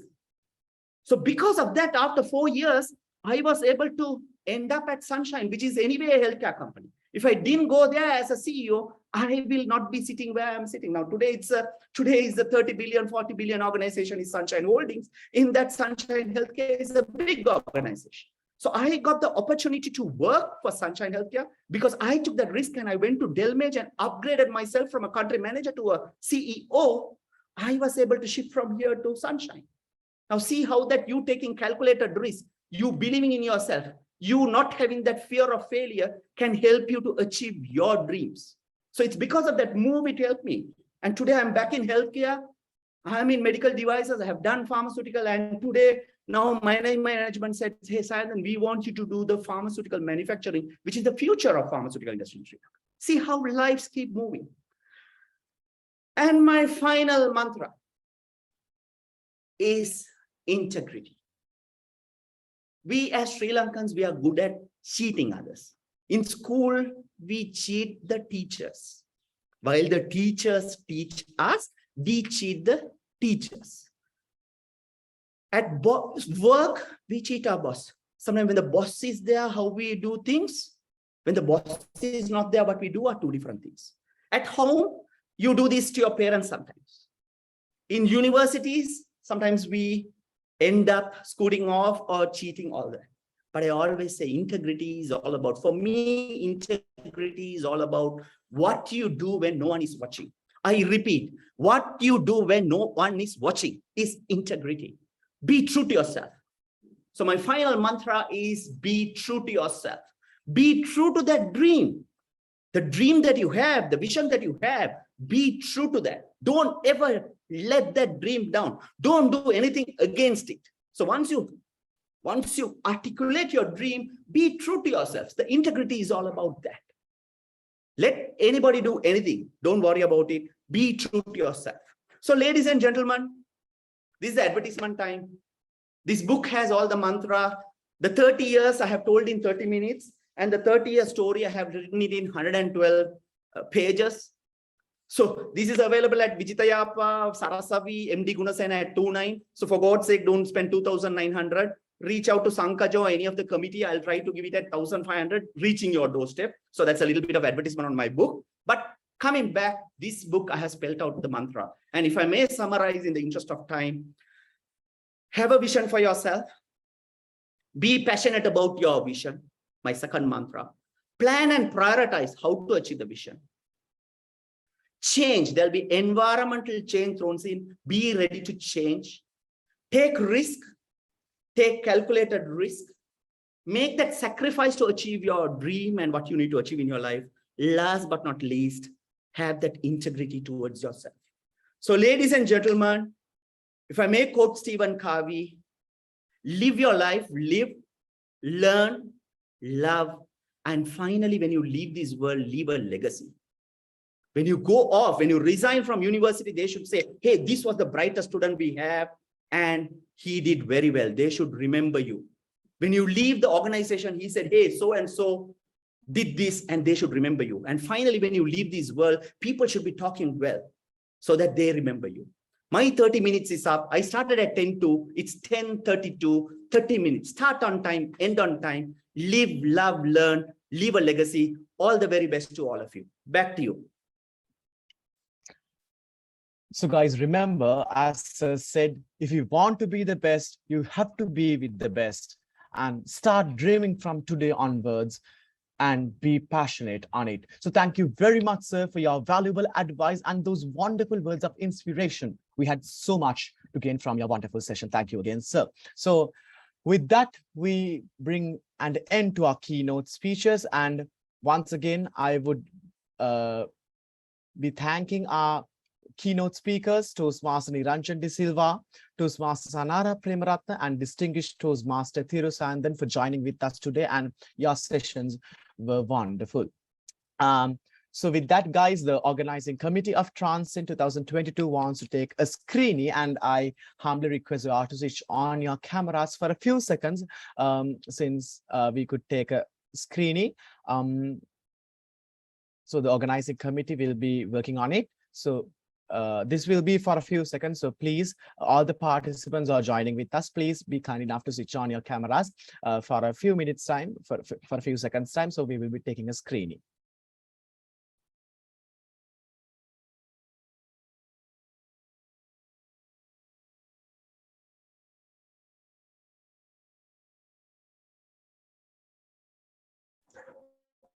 Hello, everyone. So first of all, I loved all the speeches, and I will be taking the screen now.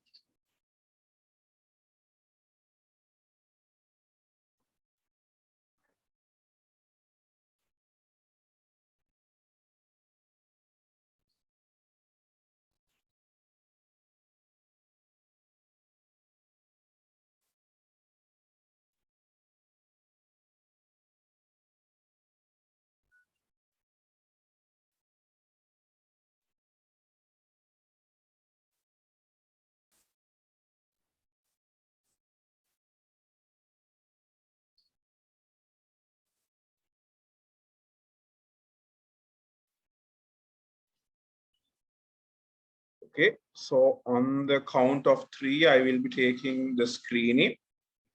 1, 2, and 3.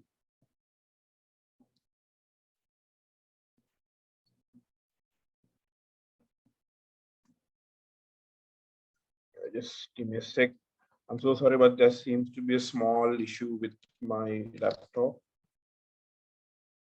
So sorry again. So again, I will give the count of 3, and then I will take the screening. Okay. 1, 2, and 3.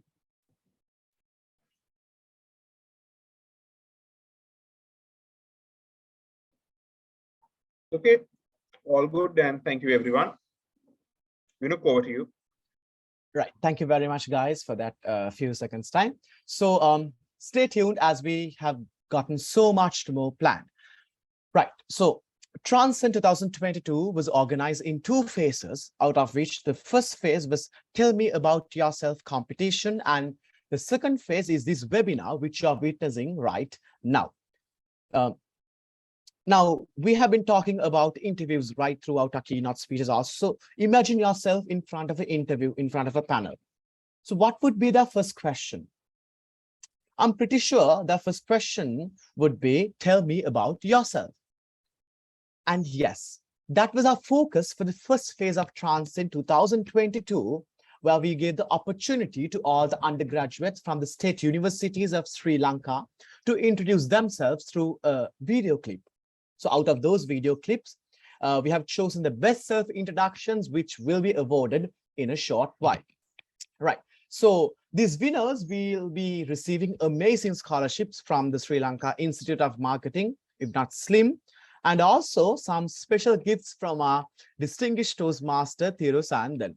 Now, since he also mentioned about his book on his session, so this special gift will be an autographed book of what our Toastmaster Thirusandan was delivering his keynote speech, that is his autobiography, From Medical Rep to a CEO. So thank you very much, sir, for sharing this valuable book with our winners today. So, and also, Sri Lanka Institute of Marketing have partnered with us for this contest, and we are really grateful for their support throughout the whole process, even at a time when the entire country is going through hardships.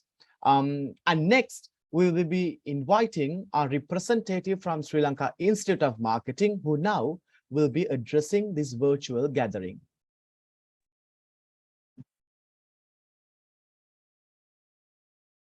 Hi all, so am I audible? Yes, you are. Okay, hi. So I'm Aksha and I'm here to represent Sri Lanka Institute of Marketing. SLIM, I'm sure that most of y'all would have heard about SLIM. So to the ones who don't know about SLIM, SLIM is an educational institution that offers postgraduate diploma and certificate level qualifications specializing in marketing. Okay, so I would like to start off by congratulating today's winners. Congratulations on behalf of SLIM, and also to the top 5, we are offering scholarships. Okay, so to the first 2 out of the top 5, SLIM will be offering 50% scholarship on the courses we are offering, and also to the rest of the 3 out of the top 5, y'all are entitled to get a 25% scholarship on the courses. So SLIM offers courses specializing in marketing, such as digital marketing, sales, and also y'all would have heard about the SLIM qualification, which is the postgraduate diploma in marketing management and also branding. So in order to get your discount claimed, y'all can speak to Sankaja, so he would get in touch with us and y'all can get your discount. Okay, and also on behalf of SLIM, what I would like to tell you is that there is a high demand in today's market, especially career-wise. Okay, so while following an academic qualification like you are doing right now, it's always best to follow a professional qualification as well. Okay, so a professional qualification would allow you to enhance your practical skills as well, along with the theory you'll be learning. Okay, which in turn would add value to your personal portfolio, which would also allow you to stand out from the rest of the crowd as well. So that's it from me. So if you all are interested in following any specialized program in marketing, you all can always refer to our website, which is www.slim.lk, or you can always call our general line. And or you can even speak to Sankaja and he would direct y'all to us.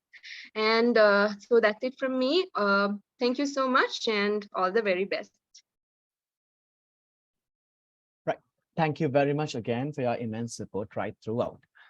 Well, it's a time that you all have been waiting for, as we are about to announce the winners of the Tell Me About Yourself competition.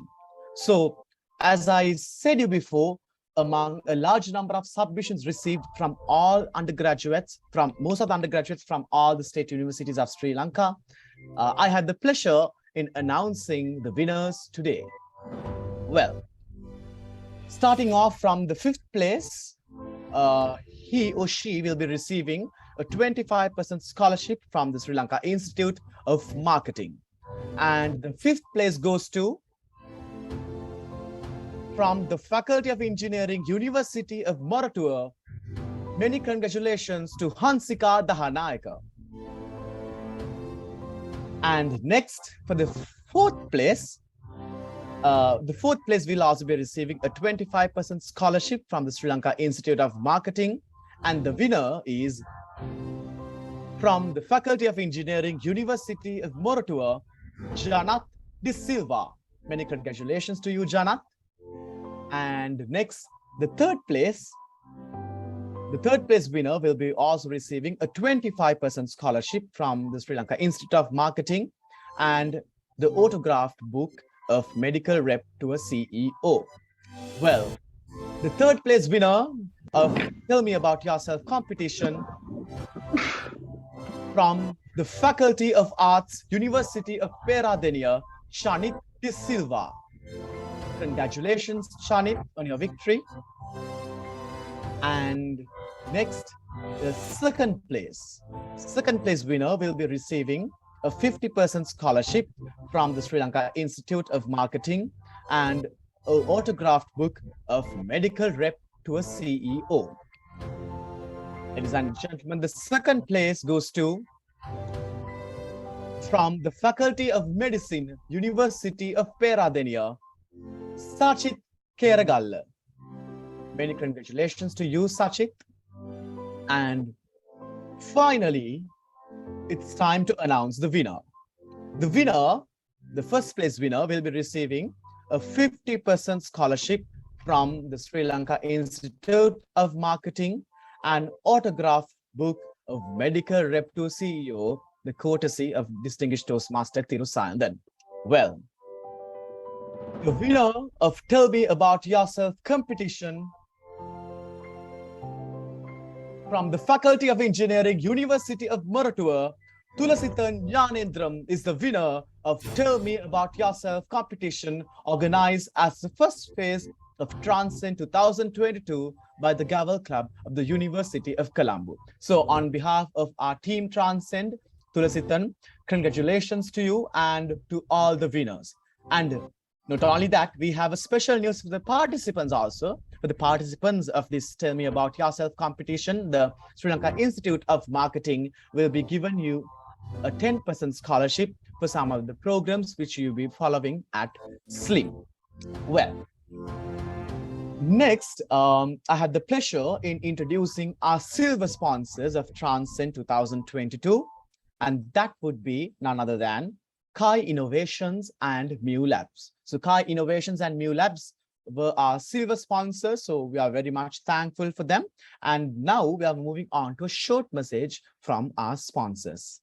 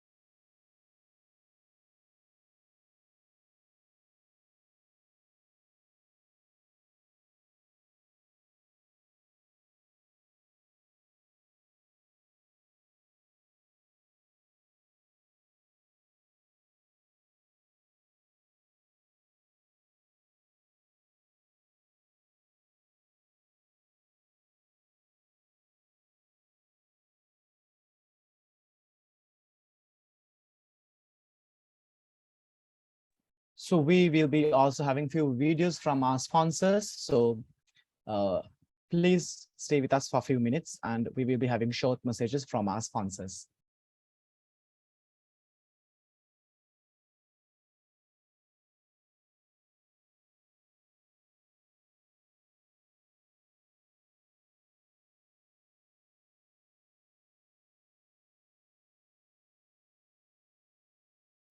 Job titles, they're not a big deal these days. Not to us, anyway. Because we know that you're much more than just a few words. You've got spark, ambition, drive, passion. You want to feel proud of what you do and make others proud of you too.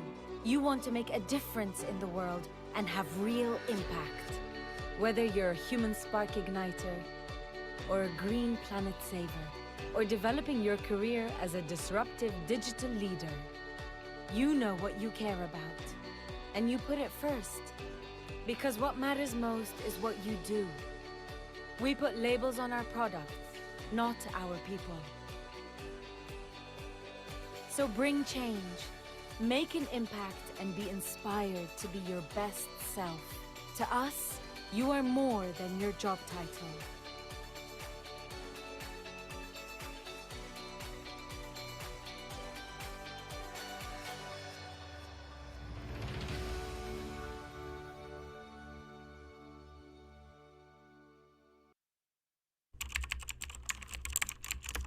Well, ladies and gentlemen, Unilever.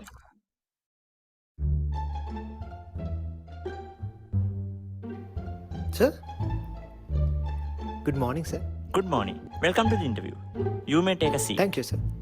So, tell me something about yourself. My name is Pasan Guruvandara. My father is a marketer. My mother is a telemarketer.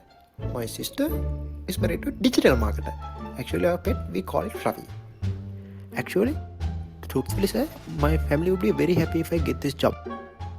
Mr. Pasindu, we'll get back to you soon.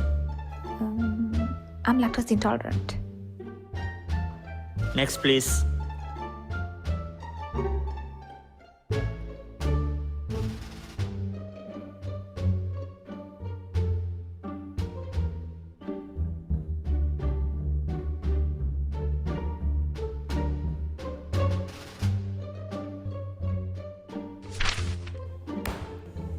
Next.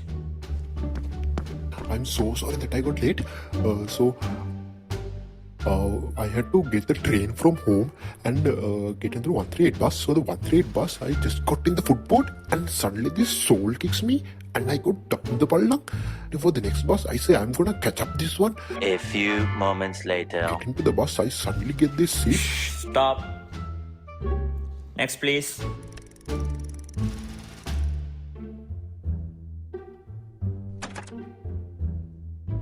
Okay, but why would you hire me? What potential benefits am I gonna get by being here? You tell me. You. Next. Good morning, sir. Good morning. Please take your seat. Thank you. I am Natasha Pereira, an undergraduate at the University of Colombo, seeking a part-time role at your company. With 2 years experience at tutoring, I also possess all the qualifications needed for your job role. I'm committed, hardworking, and I will be an asset to your company. Wow, I'm amazed. I will get back to you soon. Still feeling not confident at your interviews? All speakers were bad at some point in their life. Take this opportunity to take that first step for yourself.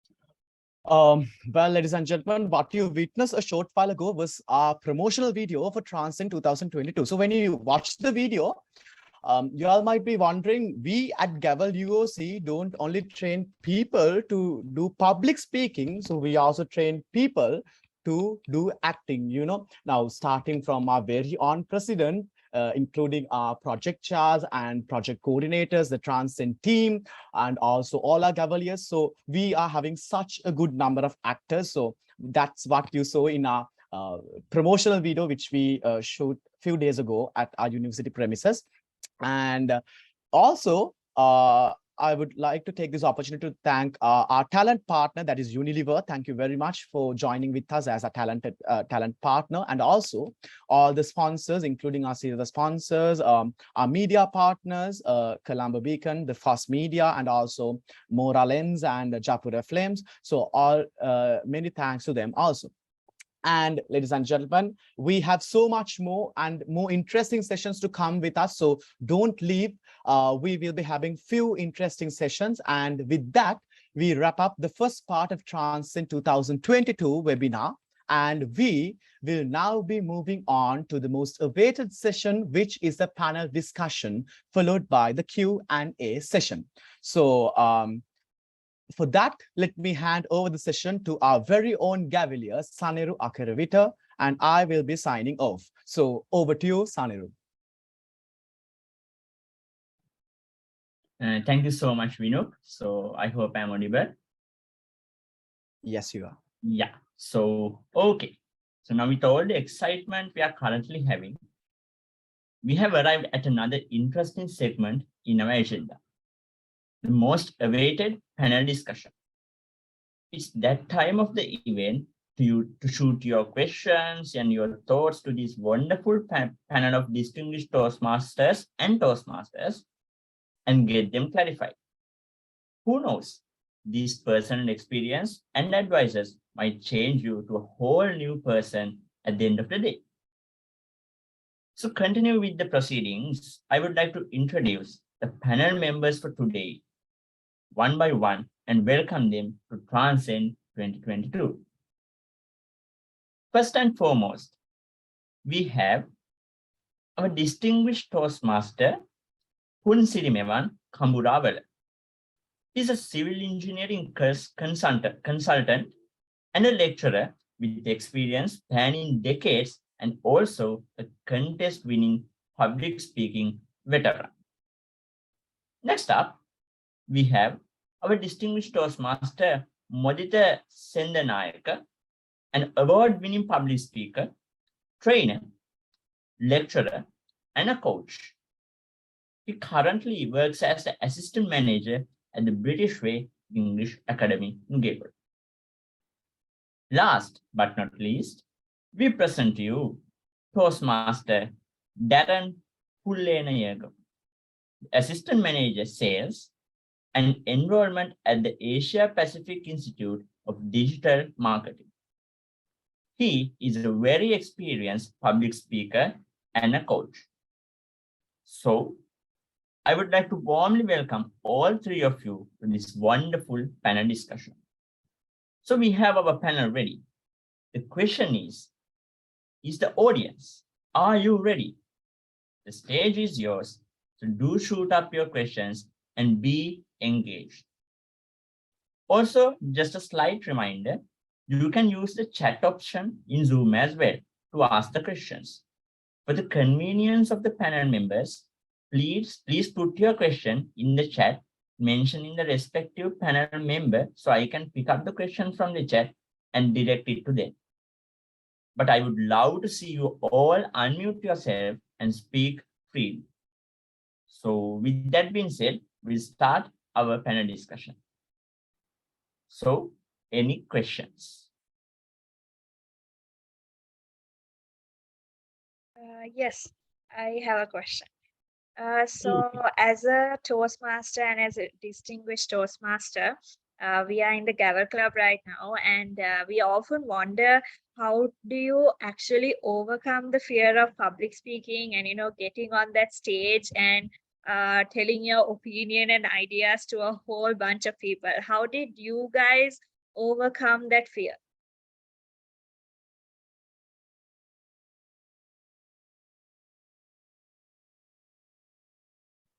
Okay, so to start with the proceedings, shall we start from our distinguished Toastmaster, Mr. Kamburawala?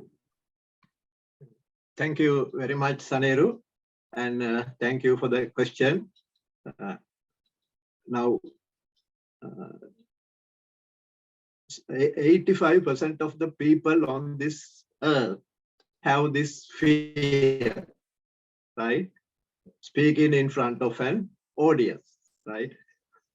then only 15% of the people do not have this fear. Therefore, as Toastmasters, we learn how to control it. Even at the beginning, we also had this fear. Sometimes experienced Toastmasters also on the stage, they forget their speech. Sometimes the champion speakers, they have forgotten their speech on the stage. For that, more stage time, take the opportunity, come forward during table topic session, during round robin session, come forward and speak.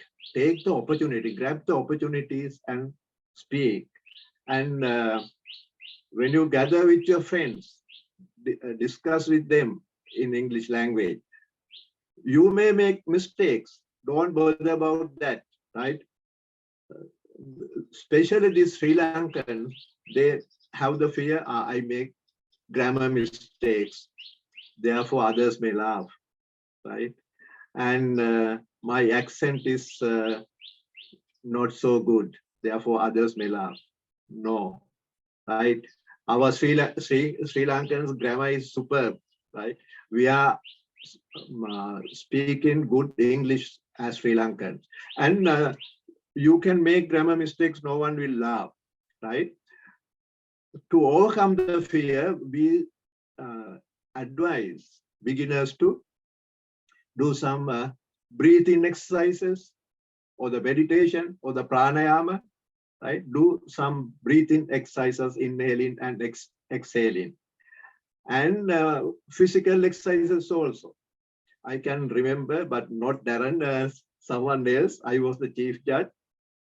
I was back at the auditorium.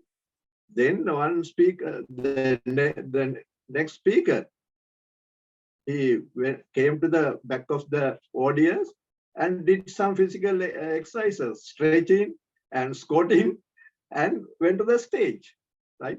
Those are, then do breathing exercises, do physical exercises, even breathing prior to going onto the stage, you can do it, right? No one will not notice it. And take the opportunities and speak. Then it will become your habit. Then the speaking will become your habit, and you will get rid of those fear. Participate these contests. That also will highly improve your confidence. Hope I have answered your question. Yes, sir. Thank you so much, sir. Yeah, thank you so much, distinguished Toastmaster, Mr. Kamburavela.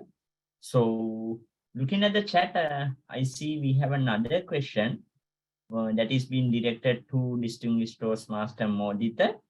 So, may I repeat the question? So, what advices do you have for our undergraduates who are struggling to maintain a balance between their studies and work and passion? So, distinguished Toastmaster Modita, over to you. Sure, definitely. So that's a golden question, Saniro, because most of the time, all these individuals can be an undergraduate, even for working, they are struggling, especially during these circumstances. It's very difficult to keep abreast with the changes. My advice from my own life is that I was not a person who was very keen on balancing certain things at the initial stage of my life, or maybe the initial stage in my career life. And that resulted in a huge chaos when I was looking into certain things and I was moving forward in the ladder of advancement. Thing that I have learned is there's something called multitasking. But I believe is multitasking, if you break it down, it's doing certain things in a high frequency. Or maybe I'm just addressing right now. After that, I'll maybe attending to something else. But literally, it's not doing certain things at the same time, but you are giving a chunk of time for one particular thing, and immediately after that, maybe attending to something else. It's about the frequency. So if the frequency is very high, it's much closer to being the multitasking. Some people are really, really good at it. So those who have possessed these skills, they can continue. My advice for how to balance your work, the passion, and your studies, and in my case, the job as well. 4 things, right? I think Darren and even DTM Kamra also have the same situation. 4 things that we have to control, and maybe you may have much more. Prioritization, priority, prioritizing the things. That's the key. You may have certain work to do today, and tomorrow you need to know what is to be moved first and what is the thing that you need to do. Right after this, I have an urgent work to attend, but saying that I can't postpone this. Therefore, I was getting ready and having the balance between my work and this particular situation. And just to give you from my own experience, and yesterday was my first wedding anniversary. Now, if I told my wife that tomorrow I have something to attend, therefore I need to get ready. I came early, late home because of the bus issue, and then I want to postpone it and have the post celebrations. That would be the end of my life, or maybe literally the situation. But she's very kind, therefore I don't have such situations. So I need to know how to prioritize things and to move forward. That is, I have learned through my experience. I have gone down, I have fallen, and again raised back, bounced back because of the situation. How to do this? You know what is your capacity and the scale of doing things at university, the work, right? And then your relationships with your parents, with your friends, and you have to maintain that balance. You can't just get rid of that, or maybe just give that the maybe second or third priority. That is a part of your life. Number 3 is identify what is the order of the priority. Now, what should be done first? What should be done next? And what is the third? It's like a moving game with the pieces. If you don't move the pieces accordingly at the right time, maybe you may have slight disadvantage, and that will result huge calamity also. Who knows, right? That is, it comes through the practice. I told you at the initial stage, I was working at a reputed bank head office as a software engineer at the initial stage of my life. I have covered certain areas. So when I was attending my work, I left home early in the morning, right? And then came late in the night. Those who are doing software engineering or into the corporate world know that you have signing times, but since even though you have a designated sign out time, you may or rather forced or tend to work till late in the evening if you have something urgent to do. So that may be around 10:30, 11. There were times even in the midnight I came home. So during that time, I was doing that thing, completely allocated my work to my job because that was top priority. That was my bread and butter, and I forgot certain things. It slipped through my fingers. I didn't notice, and that created a huge issue at one particular point with regard to my family, because there was this situation. Actually, they wanted me the most, and I could not be there at that point. Fortunately, I was able to recover or maybe have a backup plan, but I was not in that position to allocate my time and my presence the moment that they wanted. So what is the point then? Then I realized, okay, I'm juggling with certain things. You know, juggler, that putting all balls up and down. You have work and you have your life and you have your passion, things that you would love to do, because you have much more capacity than us. You're burning desire, you're very energetic and young. Don't imagine that, don't think that I'm not young. Yes, I'm still in the late 30s, so I'm all much young. I have the energy as well. Even Gunsriman Kamra, Titum Kamra also is young at heart. Therefore, don't talk about Darren, because you can see it's like early 20s. So you have to juggle these balls, like glass balls. Once you drop one, definitely that's gone forever. Or sometimes you try to mend it, but it's not the thing that you were having the first instant. Maybe it changed, discolored, fractured. That has been one of the golden lesson that I've learned through my life. Yes, I have done this, learned this through some of these theories, lectures. But okay, that is just for the paperwork. I remembered the quotes, I remembered certain descriptions, I just gave the answer. But little did I know that it will come to my life in so early stage. Then I realized it. So my golden advice is, I don't know whether it's golden or silver, but my advice is prioritize everything. It look difficult sometimes, but when you do it, it becomes a habit. When it becomes a habit, it will become a part of your life.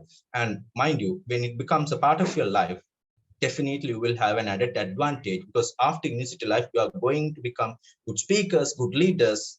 I'll come to that later, because the foundation is being a Cavalier is possessing good leadership qualities and speaking skills and confidence building. The three will have a combined effect when you go into corporate world. Whatever that you do, can be entrepreneur, can be business world, whatever that you higher studies, even further studies, this will have huge chunk in your life. So prioritize everything. So you will have a good life ahead, balancing all this stuff. Thank you. I hope I have answered the question. Yes, sir. Thank you so much. Welcome. Yeah, thank you, distinguished Toastmaster Modita. Now we have a member who's requesting to ask a question. It's Ashen. Ashen, are you here? Yes, I'm audible. Yeah, you can shoot out your question. Most of the cases we after 4 years later we are graduated as an engineer or human resources manager. So my question is, we have to face an interview in front of interviewers. They ask why should we hire for our company? That is the popular questions among the interviewers. So what is the suitable answer for it? And I think they give a product to us, and they ask how you market it as a attractive way. So sir, tell me about the best answer for these two questions. Okay, so a very good question.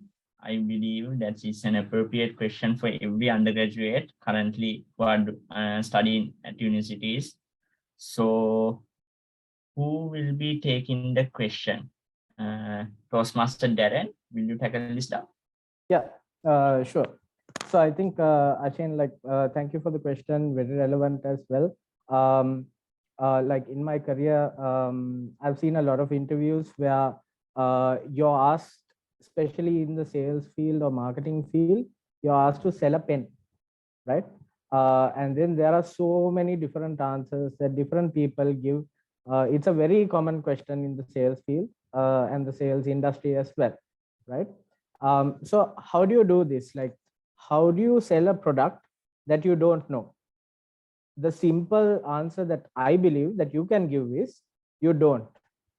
All you have to do in the interview is sell yourself, because that's the first product that you know about, right? So taking yourself as an example, what would you like to make that company, the potential company that you're going to work for, see, right? What are the best areas that you have? What are the strengths that you have? It's also important to be honest. If you have a weakness, yes, just tell it. Because at the end of the day, if you're honest, if 10 people in the interview say just about their strengths, and if you talk about your weakness as well, you will stand out. And that's the whole point of an interview, for you to stand out from the rest of the crowd. And that's how you get selected to the next level.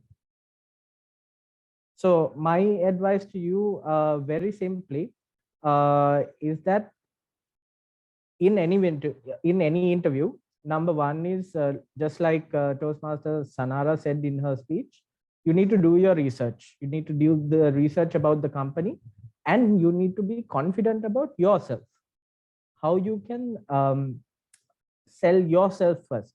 So just in case they ask you a question, okay, we have this product, how are you going to sell it? You can counter. And I have done this to success in interviews that I have faced.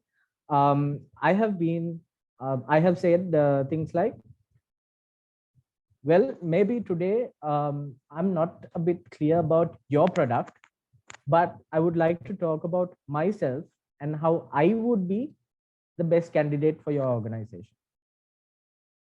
So you can give them something else to think about. You can give them the opportunity to say, look, okay, maybe he doesn't know the product, but he has serious selling skills. He has serious public relation skills. All we have to do is give him the information about the product, which is what every company does in the orientation session, in the induction session that they have. So that would be my answer to you, Ashen. I hope I answered your question. Yes, sir. Thank you. Cool. Sanairu, I think we had another question in the chat, right? Yeah, we have another question in the chat. So that's also for Miss Darren. Yeah. So I'll repeat the question to everyone. So when I am speaking in English, often I do not make much mistakes, but there's some sort of a feeling or an embarrassing feeling that I will make mistakes. So sir, how to overcome this guilty feeling? Yeah, that's a common question. We all have that. All right, great.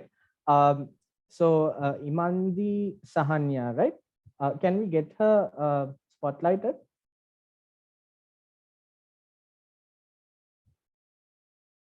Is she here?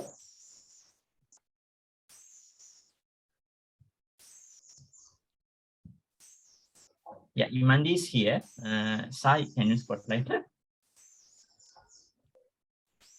Yeah, sure.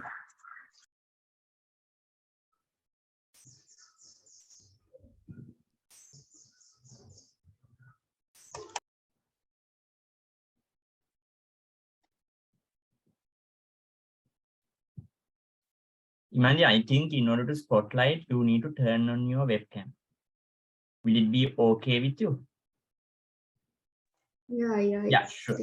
Nice. Here you go. Okay, great, Imandi. Nice to see you. So thank you for that question. Again, a very valuable question. First of all, thank you for addressing me as DTM, but I'm not a DTM as yet. Still a Toastmaster and still on the journey to becoming a DTM. Now, I'm going to give you a personal experience. It's kind of the opposite of what you have asked, but I'll show you how it relates to your question, right? So for me, I was brought up in Dubai, right? I had no clue of how to speak in Sinhala, apart from curse words that my parents used to use with my brother, right? So when you can imagine the confusion when I came down here, I was so scared to speak in Sinhala that my parents actually couldn't put me into a local school, right? So every school that we went for, I aced the admission test on every school. Aced in the sense the opposite, right? So no teacher, no principal wanted to take me, right? And then my parents finally put me into an international school. Even then, we had a second language as Sinhala, right? So then my initial thoughts was, okay, somehow I'm going to have to learn this because this is the national language, right? And there are two ways that I can do it, right? One is to speak Sinhalese or any language for that matter in front of people that I'm comfortable with, right? So I began speaking broken Sinhalese with my friends around my neighborhood, right? So they knew the entire background, right? In the beginning, some of them laughed, some of them corrected, and some of them laughed again, right? But at the end of the day, I learned the actual speaking. Then I just needed the grammar, the pronunciation, the proper grammar, how to do it, how to actually read in Sinhala, write, all of that I learned from school, right? So I took my knowledge from two places, right? I was afraid to speak in school. That's why I spoke at in my home premises and with the friends around my neighborhood. But I couldn't learn the grammar from them. Nobody is going to teach you in your neighborhood ayana and all that, right? So I learned that from school. And that's how, combining those two, I finally learned Sinhala enough to now actually speak at a professional level and even deliver a webinar in Sinhala for my company a few weeks back. So don't worry if you're feeling embarrassed about speaking a language. It can be English, Sinhala, or anything. That's okay. That will happen. Get comfortable speaking with people you're comfortable with first, right? So it can be your friends, it can be your family members. If you're still embarrassed in speaking in front of them as well, nowadays there's YouTube. You don't have to speak. You can just look and learn. Those days we had nothing. Toastmaster Modita, DTM Modita and DTM Kamravilla will know. We had nothing. We just had like to log into the internet took about like half an hour, 1 hour, right? So to learn a language nowadays, you can do it like the press of a button, okay? And that guilty feeling, right? You don't have to be guilty about learning something new. It's always a learning experience. Yes, you're going to fail. Yes, when you do fail, you have to remember that you can always pick yourself up. And the best part about failing is that if you have the right people around you, they will pick you up. They will help you pick yourself up. And that is going to make the difference when it comes to speaking in general or speaking in English. I hope I answered your question, Nimandi. Yes, sir. Thank you very much. Thank you. Okay, so thank you, Imandi, for asking that wonderful question. So are there any more questions? You are feel free to unmute and ask or put it in the chat. My question will be for DTM Kamburawala. So actually now we all know that with the pandemic and the current crisis, now there have been a lot of challenges in the industry. Now, especially what I would like to know is like, now what change has brought in your particular field, and what challenges do you see as an engineering undergraduate now with the current situation in the crisis? So what are the challenges that they should overcome, and also what has been changed in the industry with this current crisis and especially after the pandemic time? Yeah, thank you very much. Good question. The first one, during pandemic.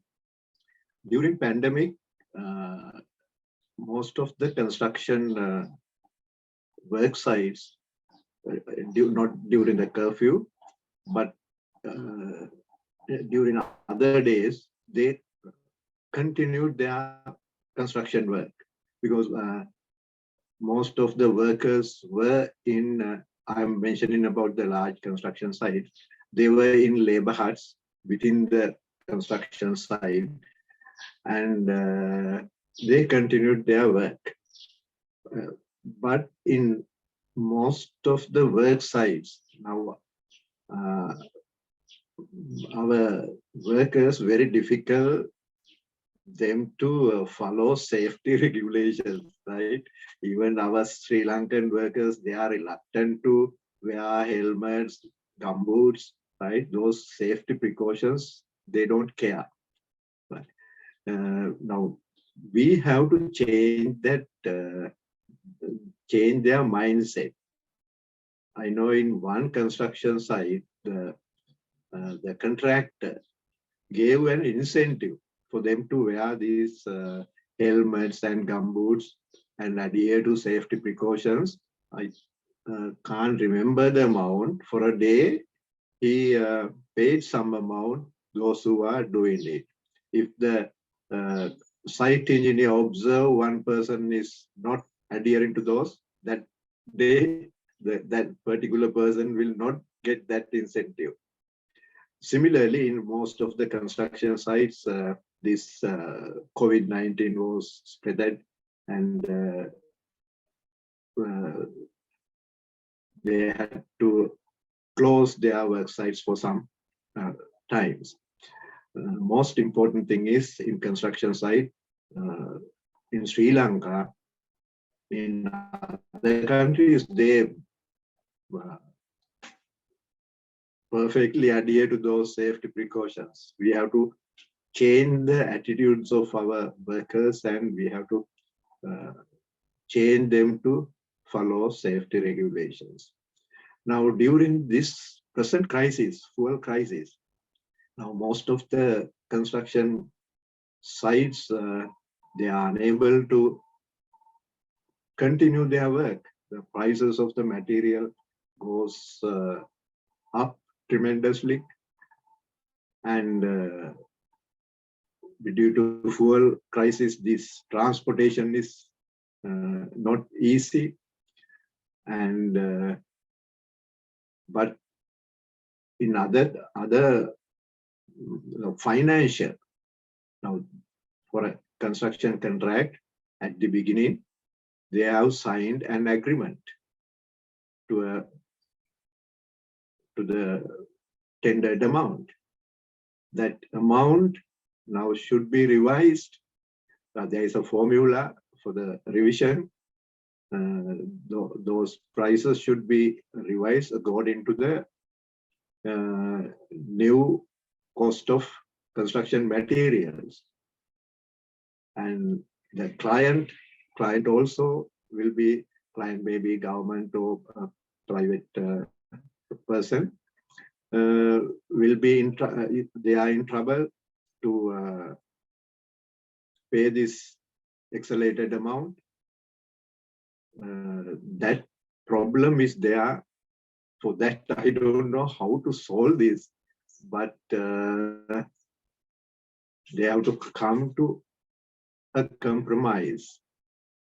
If the client is ready to pay the escalated amount, the construction work can be continued with the present prices of the construction materials. And now this situation is, I'm unable to give a definite answer, do this or this. It is very difficult because of the financial constraints facing by the client as well as the contractors. Is that, are you happy with that answer? Yes, sir, of course. Thank you very much.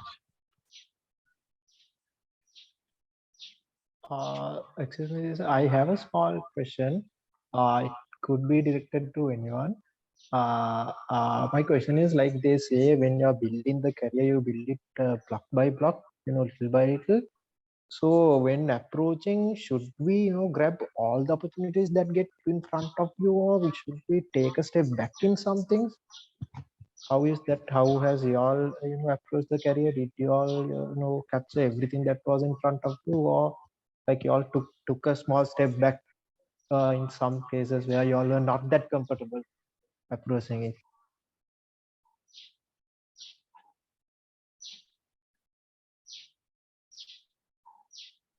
Okay, so anyone can answer this question. So I would like to start with Distinguished Toastmaster Modita and go back to other two. Mr. Modita. Sure. If I relate my life experience to this, how I started my journey, that will be a good answer. It has been a roller coaster ride, right? So Sankari, right? Your name, right, Sankari? This is how it happened. Just after finishing my higher studies, I did maths for my A-levels, and after that, I was moving towards computer engineering, engineering-related subject. I was a freak of technology, and I was doing this, and I was more towards that.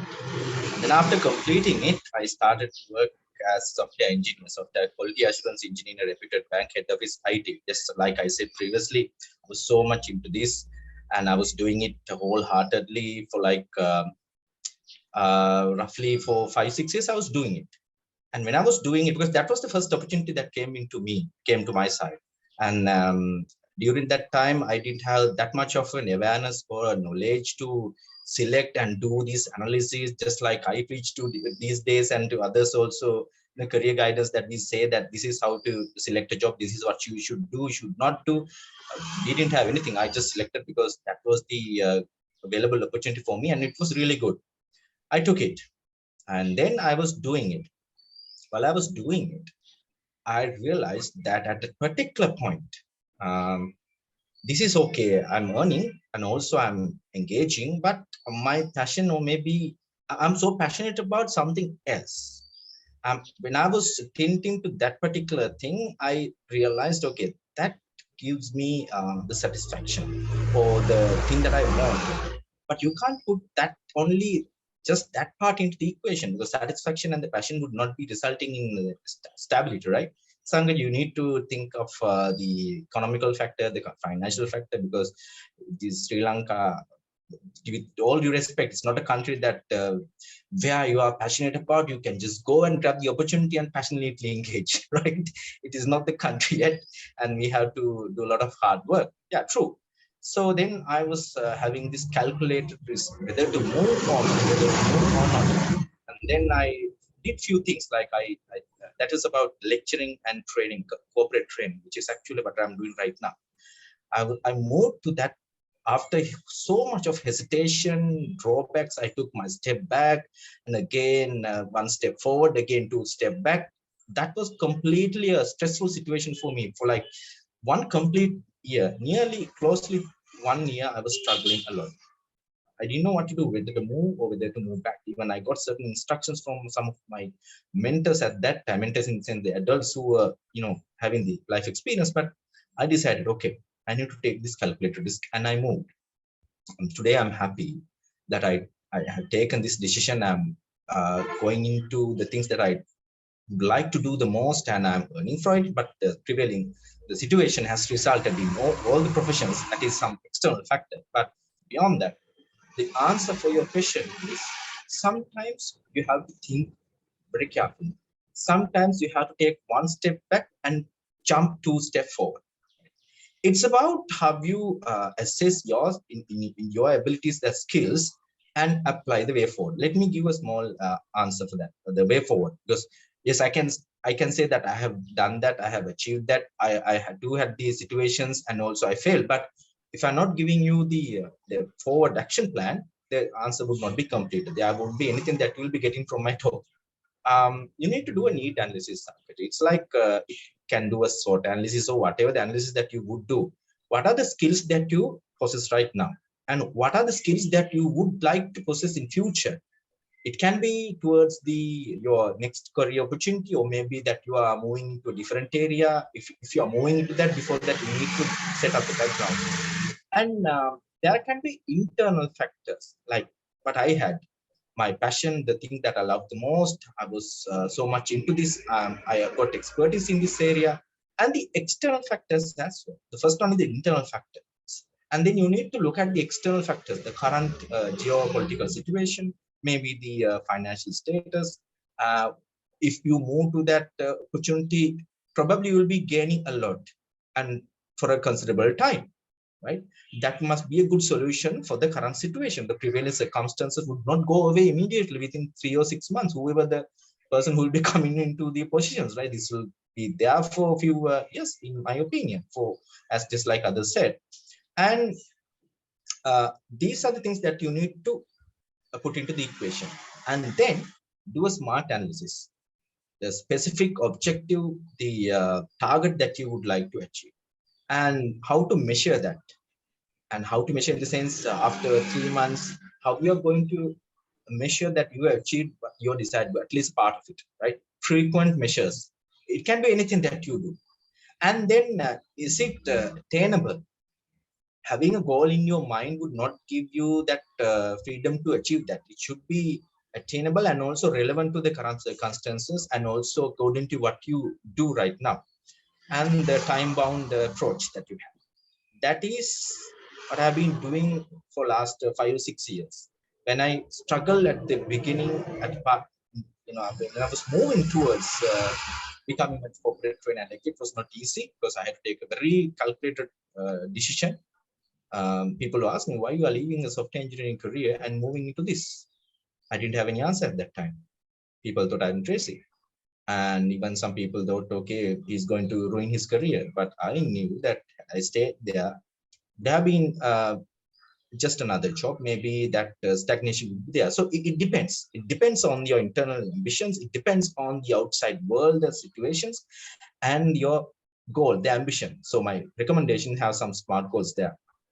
Sangaja, I'm pretty much sure that you have got the answer. Go along in that pathway, analyzing everything, taking one at a time, and definitely will be a winner. Yes, sir. Thank you very much, sir. My pleasure.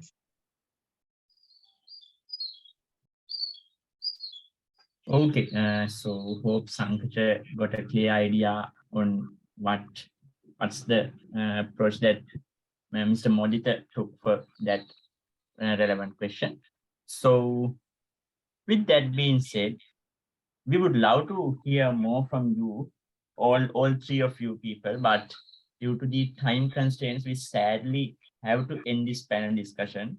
But with all being said, what an interesting session it was.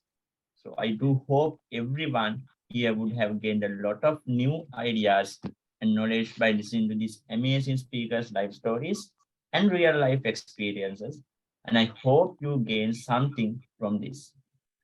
For me, it's been a privilege to be here listening to these amazing successful stories and personal experiences. And I do hope that it's same for you as well.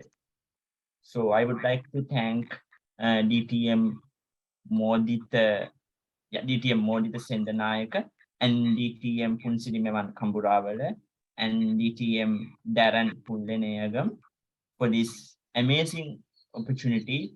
Thank you for being with us at this panel discussion. So moving on. Next up, we have this wonderful company who partnered up with us as the official talent partner to make this event a reality. So before I talk more about this company, let's quickly have a look at what this company is and what they do.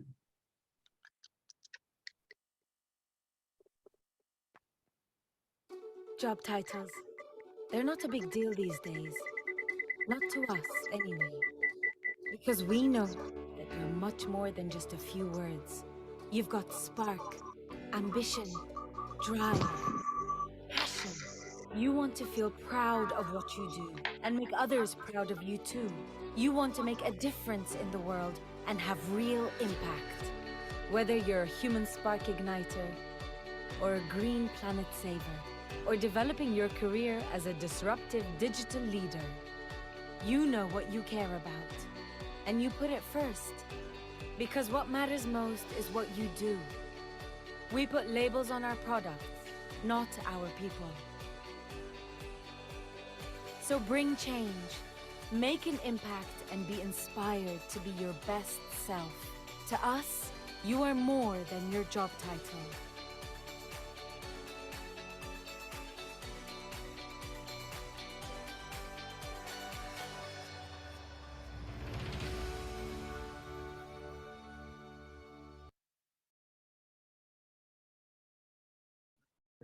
Yes, so as you saw, we have Unilever as our official talent partner for today's event. To talk a bit more about what Unilever is and what kind of job opportunities it has for our very own undergraduates, so I would like to hand over the session to a representative from Unilever, Ms. Radhini Mendis, and she will surely enlighten you all on the topic, Breaking the Glass Ceiling. So, Ms. Radhini, over to you.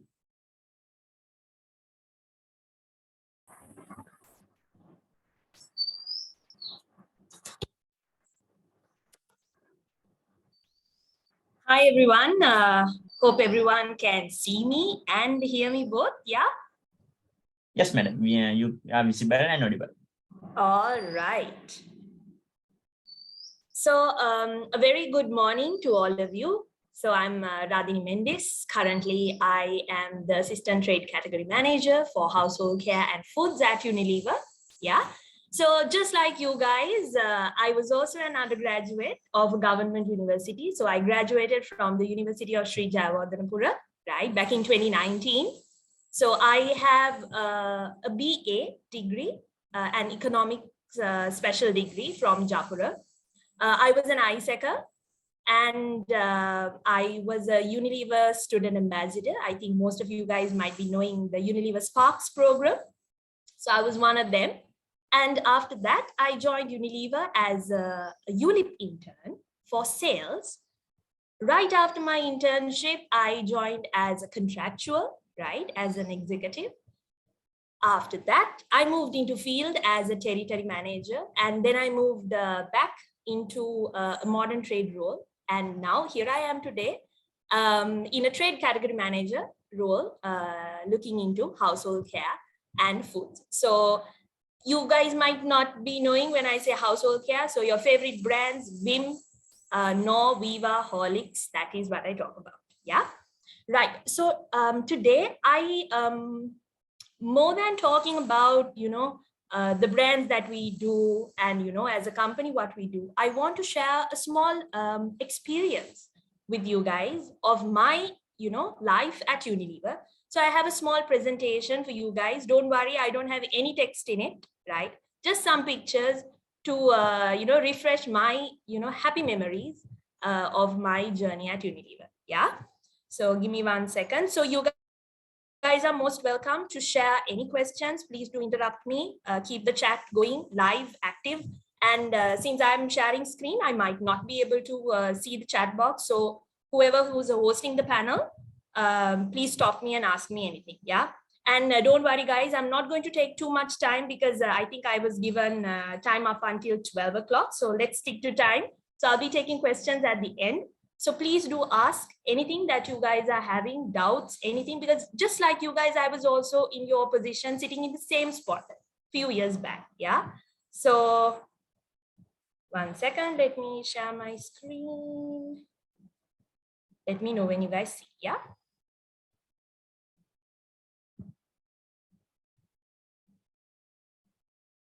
Can somebody confirm me if you all are seeing the screen? Yes, madam. You can see the screen. All right. So guys, I will be talking about breaking the glass ceiling, right? So there's, I'm not going to talk about rocket science or any magic. Yeah, it's just very simple steps that I want to share with you, which I practice as a mantra in my day-to-day life, in my personal, agenda, in my official life, whatever it comes. These are the 7 things that I always remember. So I thought, you guys are going to be the leadership in the future of this country. Yeah. And I thought this will add some value and you guys will have something to learn from my, 7 steps of breaking the glass ceiling. So something that I strongly believe is you become what you believe, right? So I think the picture says it all. I won't take much time on that. Yeah. So my first step is to take a risk. You guys might be wondering what this picture is trying to talk about, right? So I told you, just like you guys, I was in uni, got my degree, went for an internship, did a small executive role for a few months, and then came to a point that I wanted to pursue my career in sales further, right? And then there were many options which I had to, speak of. So the option that I took was to take a field sales role, right, for Unilever. Okay.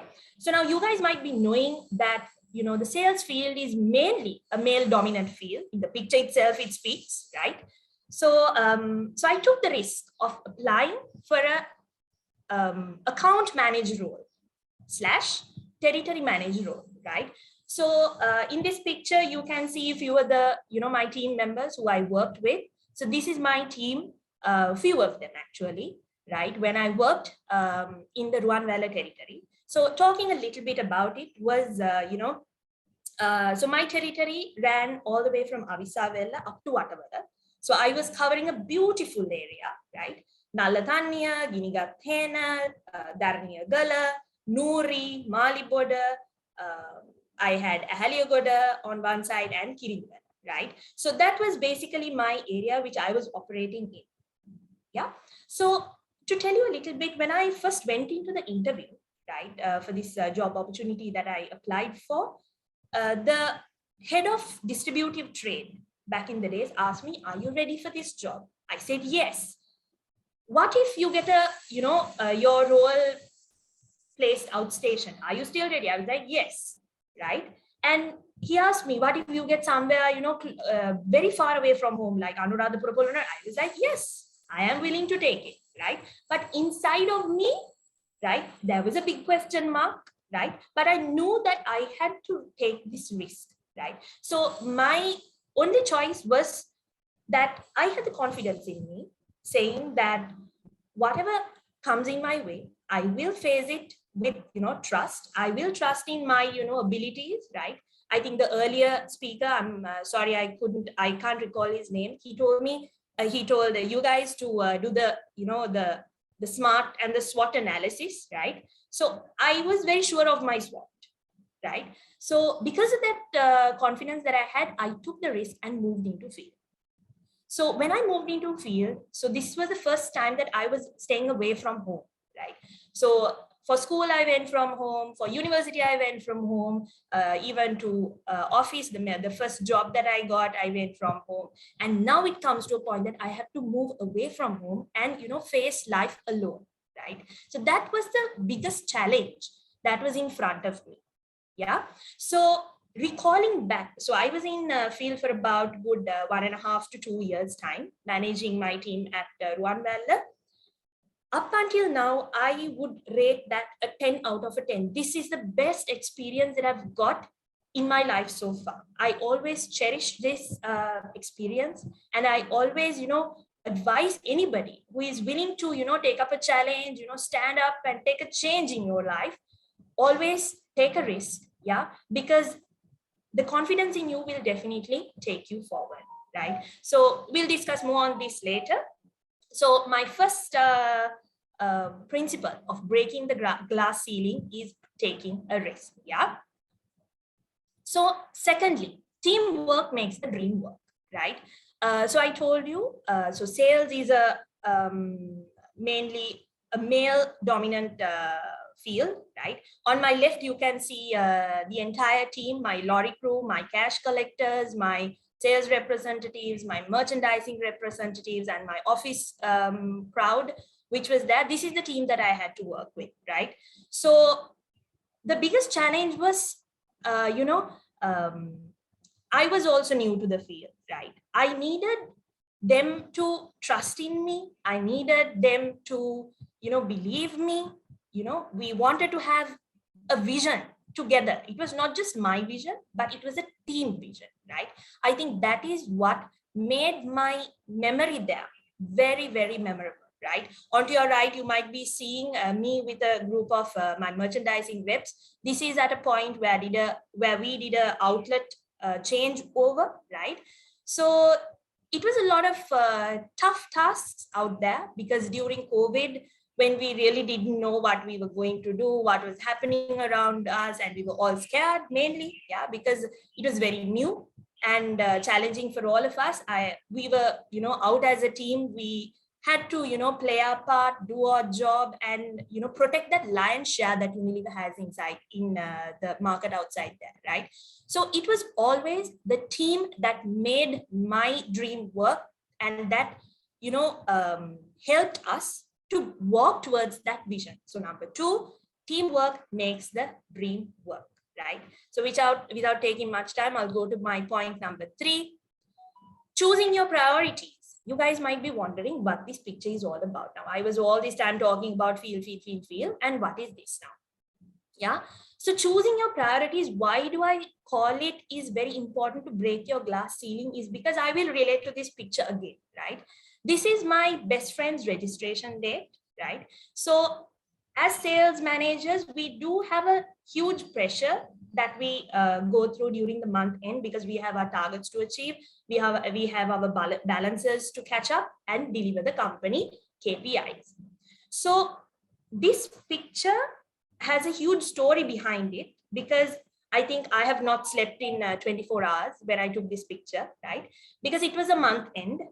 And then the following day, and that was a Friday, on Saturday, my friend was getting married. My friend was getting registered. The same day evening, Saturday evening, I had a CIM assignment submission.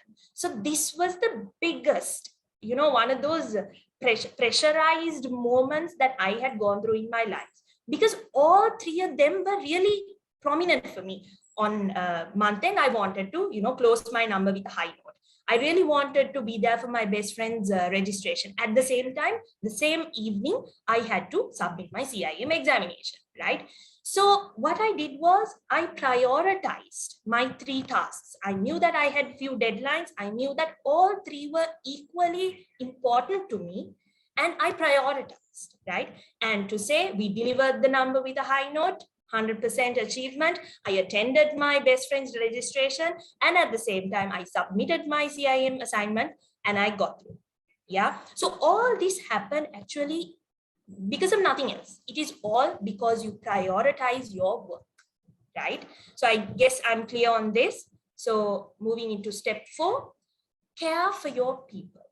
Right, so you will see two of my pictures. I'm going back to my field team, right? On your left hand side, you will be seeing my sales representatives.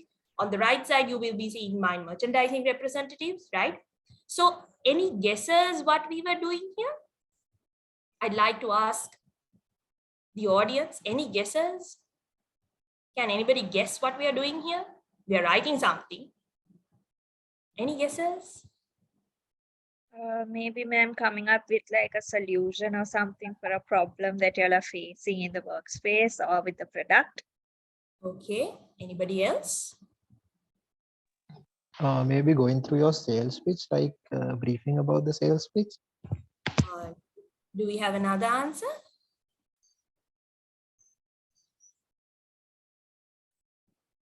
Anybody else? Can take one more answer. No? Okay, so we are learning English here, right? So my sales team, I wanted to make a change in their personalities, right? And something that I saw was lacking in them was the language. They were very fluent in their Sinhala. They were very fluent in their Tamil when they wanted to, exercise that language. They were very fluent in their job, right? They gave me the fullest support. They were the best team, I would say, right? That one could imagine of having. But there was something missing, right? So I saw that these guys were this much capable, but still they needed some support to upbring their language capability in English. So this is us learning English as a team. So I was a teacher for them. So on 2 days, actually. So we start, usually sales guys start work very, very early. We start at 7:30, we report to work at 7:30. So I got these guys to come at 6:45 to my business partner location. From 6:45 to 7:30, we learned English, right?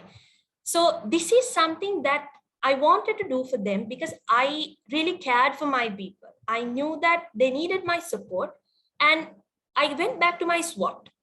I just went through to my SWOT to see, look here, what can I do differently? How can I help these guys, right? To be a better version. Yeah. And then I thought, look here, they're having a gap here. Why not help? Because I was boarded there in Ruanvalla. I was not traveling daily. So I had all the time. So I got these guys to come on 2 days. We were doing on Tuesdays and Thursdays, we were learning English.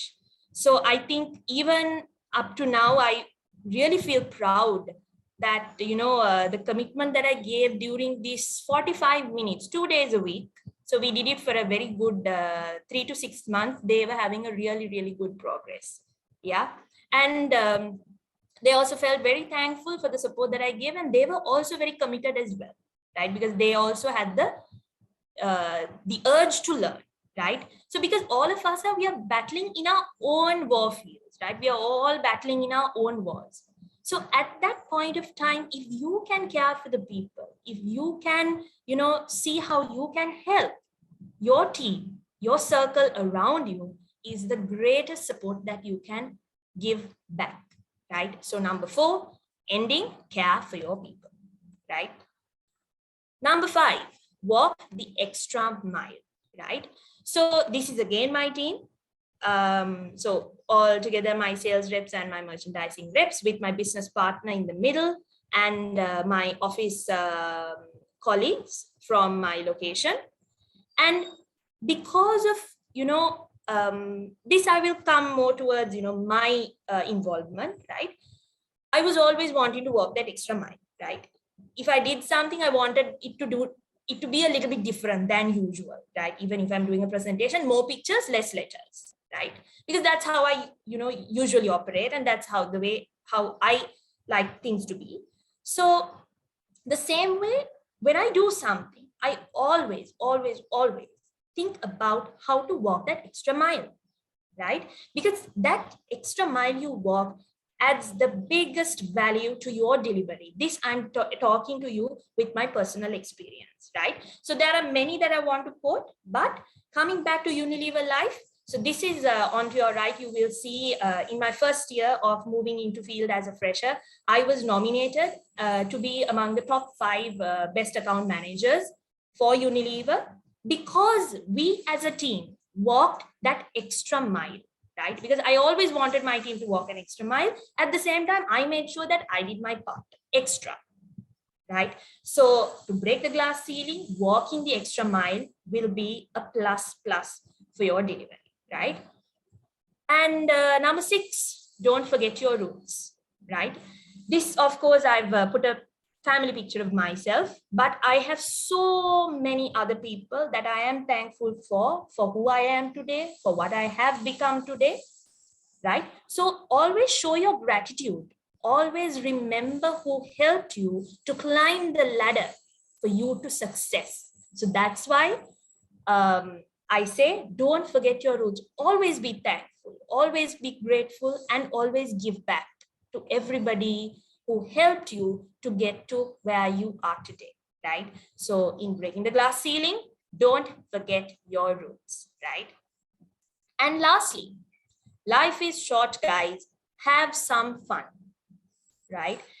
By, we are doing everything, we are doing a degree, we are learning, but at the end of life, when you grow old, when you turn back, yeah, if you're feeling, not so great about it, not so happy about it, what's the point in it, right? So that is why I always believe life is very, very short, guys. So always make sure to have fun, create memories, right? And once when you look back, you will feel really full, right? You will feel really, I don't know how to explain it in words. You will feel really, happy. Happiness is not the word to actually define. You will feel full, right? You will feel accomplished. You will feel, you've achieved a lot.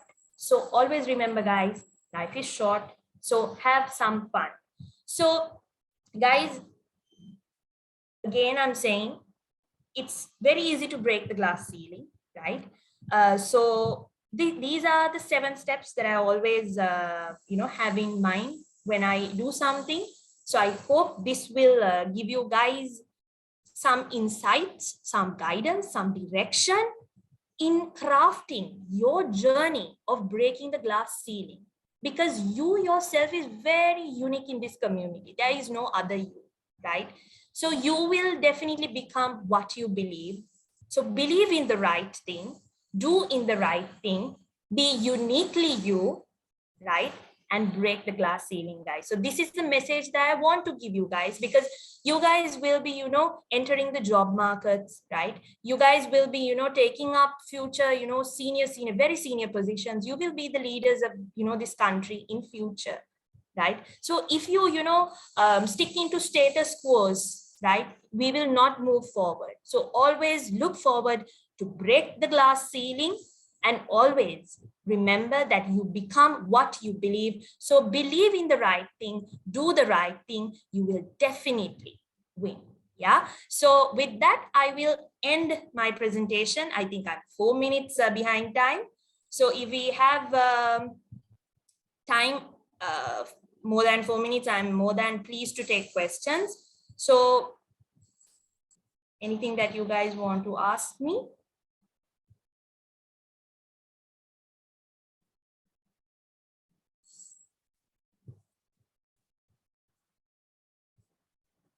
Any questions, guys? It might not be from, the 7 things that I spoke about, but if you want to ask anything about Unilever, of course, I'm very pleased to answer. Madam, something that have troubled me recently is looking at all the LinkedIn profiles and all. I've noticed that most of the people do not get, their jobs in the fields that they studied. So maybe something that's currently troubling me is that I'm following the right path, or maybe should I focus so much on the academics? And is it the time to take a little bit more attention to the professional side or the other side of the things and try to balance it? Okay, so if I give that answer to Sankaja, so don't define your career with your degree, is what I would say. I think the earlier speaker also very clearly mentioned that he had a background from IT, and then he was, taking a huge turn from his, path that he used to follow. Yeah. So same like, in my situation, when I was in the first year, I wanted to become a lecturer, right? In the second year, I wanted to join the central bank. In the third year, I wanted to join the United Nations, right? And look, today I am working in a corporate world, yeah, because of an incident that happened when I was a Unilever Spark. We had a market visit, right? So just like you guys, I was also looking for that spark. What should I be doing? Should I be, since I have an economics degree, should I only be focusing about joining the central bank? Because that's the ultimate location, destination that, we guys have, right? So during that market visit, right? So we visited different outlets, we went into supermarkets, and to see that was a triggering point where I found my interest. So my advice to you is look for the interest that you have, right? Don't let your degree define your future. Your degree will definitely support you, right? So whatever that I have learned in my economics, background is really helping me in my sales background, my sales work that I'm doing right now. Yeah, to tell you, we have sales personnel right now in Unilever who have chemistry backgrounds. We have HR individuals who are having their special degrees in chemistry, right? So Sankaja, don't let your degree define your career. Your career will be definitely supported with your degree at some point, but try to find that interest, try to find that spark, right? To find what you really like in doing. Yeah, because we cannot be stuck in life doing something that we don't like, do we? No, right? So always look out for that spark to see, is this what I really want to do? Question on that. Yeah. So because when I was taking up a sales role, girls, are you sure girls should go to field? All that was coming, those are the very basic questions that, so I knew that I was ready for it. I was, working with a bunch of men out there, right? In my location, there were about, I think close to about 80 employees altogether. Only about 4 girls, me including, and there were 4 office colleagues. So all of us, only 5, right? So it's about, doing what you like and having that confidence and trying to find that, spark and your interest in what you really want to do. Yeah. Clear? Any other questions, guys? Yes.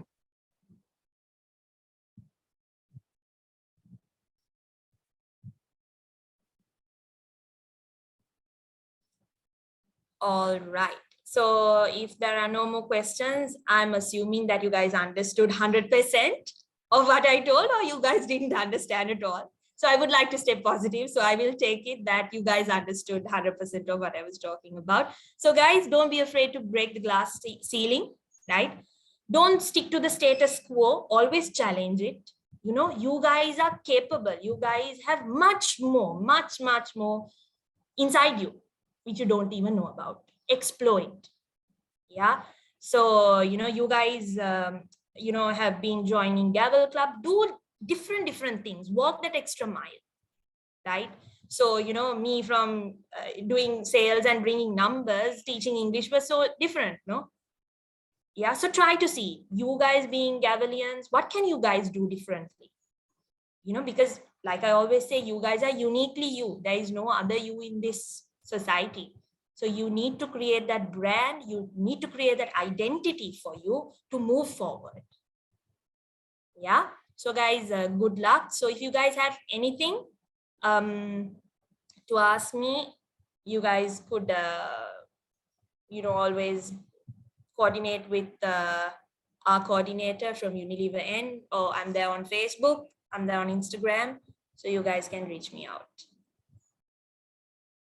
All right, so guys, so that comes to an end. I think I'm 2 minutes late from the given time. So I hope you guys got a good idea from the few minutes that we spent to each other.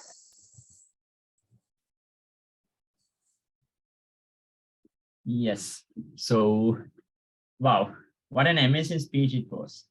Basically, those 7 points that you mentioned were indeed a really important factor when it comes to the industry. So, as you mentioned, do not be afraid to break out the glass ceiling. So, thank you so much, Ms. Radhini, for spending your valuable time with us, coming to this event and speaking of our very own university undergraduates to help them make their future much brighter. Okay, so now we have come to the very end of our event, but opportunities are not over yet. As Vinuk said at the start of the event, Transcend is all about providing you support and opportunities for your future career as well. In order to do that, we have few amazing job opportunities and internships lined up for you all. Remember, this is a golden opportunity for you all to get the experience of a workplace environment while as an undergraduate. So, in order to provide those opportunities, we have few companies partnered up with us, and they have requested for the CVs of the participants and the contestants of Transcend 2022. So they can go through each and every one of those CVs and provide you all with valuable job opportunities. So make sure you upload your CV using the following Google form link, which will be put in the chat right now. So go to that and please be kind enough to provide a feedback on the event as well. So you can provide the feedback and upload your CV to the same Google form as well. So if you have your CVs currently with you, I will give you a couple of minutes to fill it up and submit. And for others who don't have the CVs currently, no need to worry. We have the Google form link open until Monday. So Monday, in the sense, this Monday, the 24th of July. So you have time until then to upload the CVs to the form. So if you have the CVs currently, you can just go to the Google link and provide the feedback and fill out the form.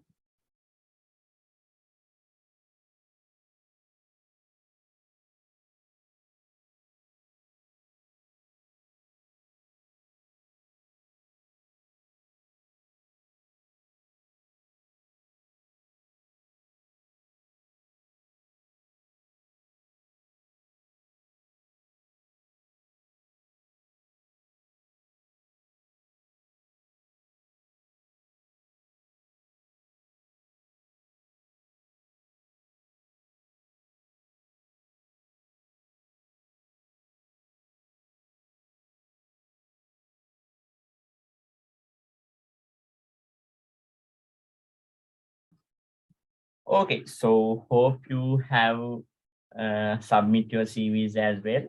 So in case, we will share the Google form link in the group as well. So to the people who missed the opportunity, so they can use the link which is been posted in the Google form, which is posted in the WhatsApp group. So you can use that and upload your CVs. So with that being said, we brought you this project mainly because most of the university undergraduates do well in their academics, but fail to pitch him or herself at an interview. The lack of communication and leadership blocks the future career path today. This should not be happening. Our main intention was to guide you all and provide real life experience and examples on how to develop the communication and the leadership skills among yourself. And also teach you how to face an interview and to develop those skills in your real life as well. So I really, really do hope that you all gain something out of this wonderful session. Every beginning has its end. So to conclude this amazing session, I would like to call upon our Vice President Education, Gavalier Dasita Vanduragara, to deliver the word of thanks. Dasita, over to you. Thank you, Sanero. I hope I am audible. And before I start, I would like to apologize for not having my video on. I have a power cut going on, and if I on my video, it's going to be a lag fest in here. So let me start off with the vote of thanks. Transcend 2022. Grow, connect, and overcome.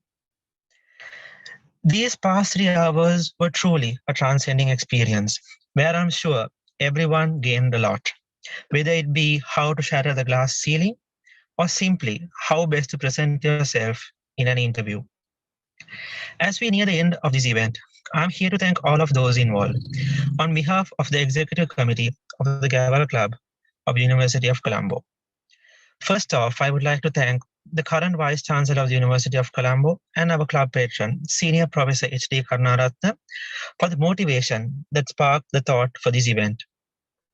And also our Senior Treasurer, Dr. Iroja Caldera, for all the help and guidance you gave us in organizing this event.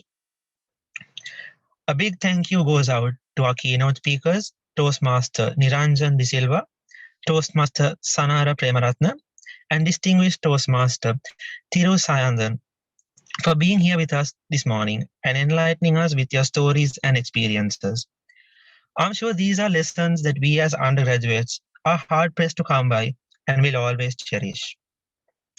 Your life stories and lessons will surely live with us and motivate us when things get tough. A special mention goes out to distinguished Toastmaster Thiru Sayandan for also donating autographed copies of his book to the winners of our Tell Me About Yourself competition. Also to our panelists for this event, distinguished Toastmaster Punsiri Mevan Kamburavela, distinguished Toastmaster Modita Sendanayaka, Toastmaster Darren Pulayanangam, for carrying out a very informative and engaging panel discussion that I'm sure everyone here benefited from.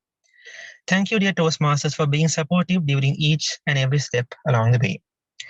We would also like to thank the resource person from Unilever, Ms. Radhini Mendis, for that very insightful session on how we shouldn't limit ourselves. Also, distinguished Toastmaster Hashini De Silva, the Chief Judge, and also the rest of the judge panel for helping us to carry out the Tell Me About Yourself competition in a fair and competent manner. Toastmaster Ramalka Kasige, who helped us to assemble this competent panel of speakers. Thank you for all you have done to make this event a success. For the sponsors of this event, I would like to thank our silver sponsor, Innovation Technologies and Mew Labs, our official talent partner, Unilever Sri Lanka, our event partner, Innova IT Systems, and also our contest partner, SLIM, for stepping up and helping us carry out this event in a successful manner, especially in a time such as this. A special mention goes out to our media partners, Foss Media and Colombo Beacon, and also our publicity partners, Mora Lens and Japura Vice, for all of the media coverage provided. Also, a big thank you goes out to everyone who took part in the Tell Me About Yourself competition, and also in this webinar, which were part of Transcend 2022, and also the members and the executive committees of all Gavel clubs for your presence and also for the support given by you guys in promoting this event within your respective universities and clubs. Hope everyone who attended gained something that would help you be successful wherever you go. And finally, hats off to the organizing committee of Transcend 2022 headed by Gavalier Sankaja and Siva Mayuri, for organizing this event through some really gnarly times. From the initial bummer of having to shift this event from a physical to an online event, there were many ups and downs, and you guys navigated those troubled waters with ease and confidence. So, do keep reaching for the stars and never look back. Uh, Over to you, Siva Mayuri and Sankaja. Thank you, Dasita. So I hope all of you all had an amazing session today in Transcend 2022. And as co-chairs, we want to end the session with a small note. The way I see it, if you want the rainbow, you got to put up with the rain first. We know that all of us are suffering with the current economic crisis in the current context, but that shouldn't stop us from reaching to the stars. We are the future generation that needs to initiate the change no matter what the challenge is. You all took the very first step in registering to this webinar, and we know that each and every one of you have definitely gained so much knowledge and so much insight from all of our speakers. Here we have understood that we need to be confident in communicating, balance our work, and most importantly, what are the tips in order to become a successful career goalist. We hope that you all would never stop dreaming, aspire, and connect, and not only allow anything to stop you. Sankaja? Yes, and apart from the few people you saw on the screen, behind this is a humongous set of people, starting from our president, the expo, and our subcommittees. We call them the Arthur committee for the delegates team, the Mavericks, the PR team, and the Bullfish, the appropriately named finance team. So all of these teams, you all made sure that you went that extra mile, and each team did. And every week it was a new team. First week it's the PR, second week it's the finance, third week it's the delegates team. And like we started off from here, now we are here, and all of that hard work and late nights, that's all about here. So thank you very much. And you all said no for nothing. No is not a word we heard, but more can be asked as the expo, as the co-chairs. So, So Mayuri now, and Sankaja, we are both together signing off as co-chairs of Transcend 2022.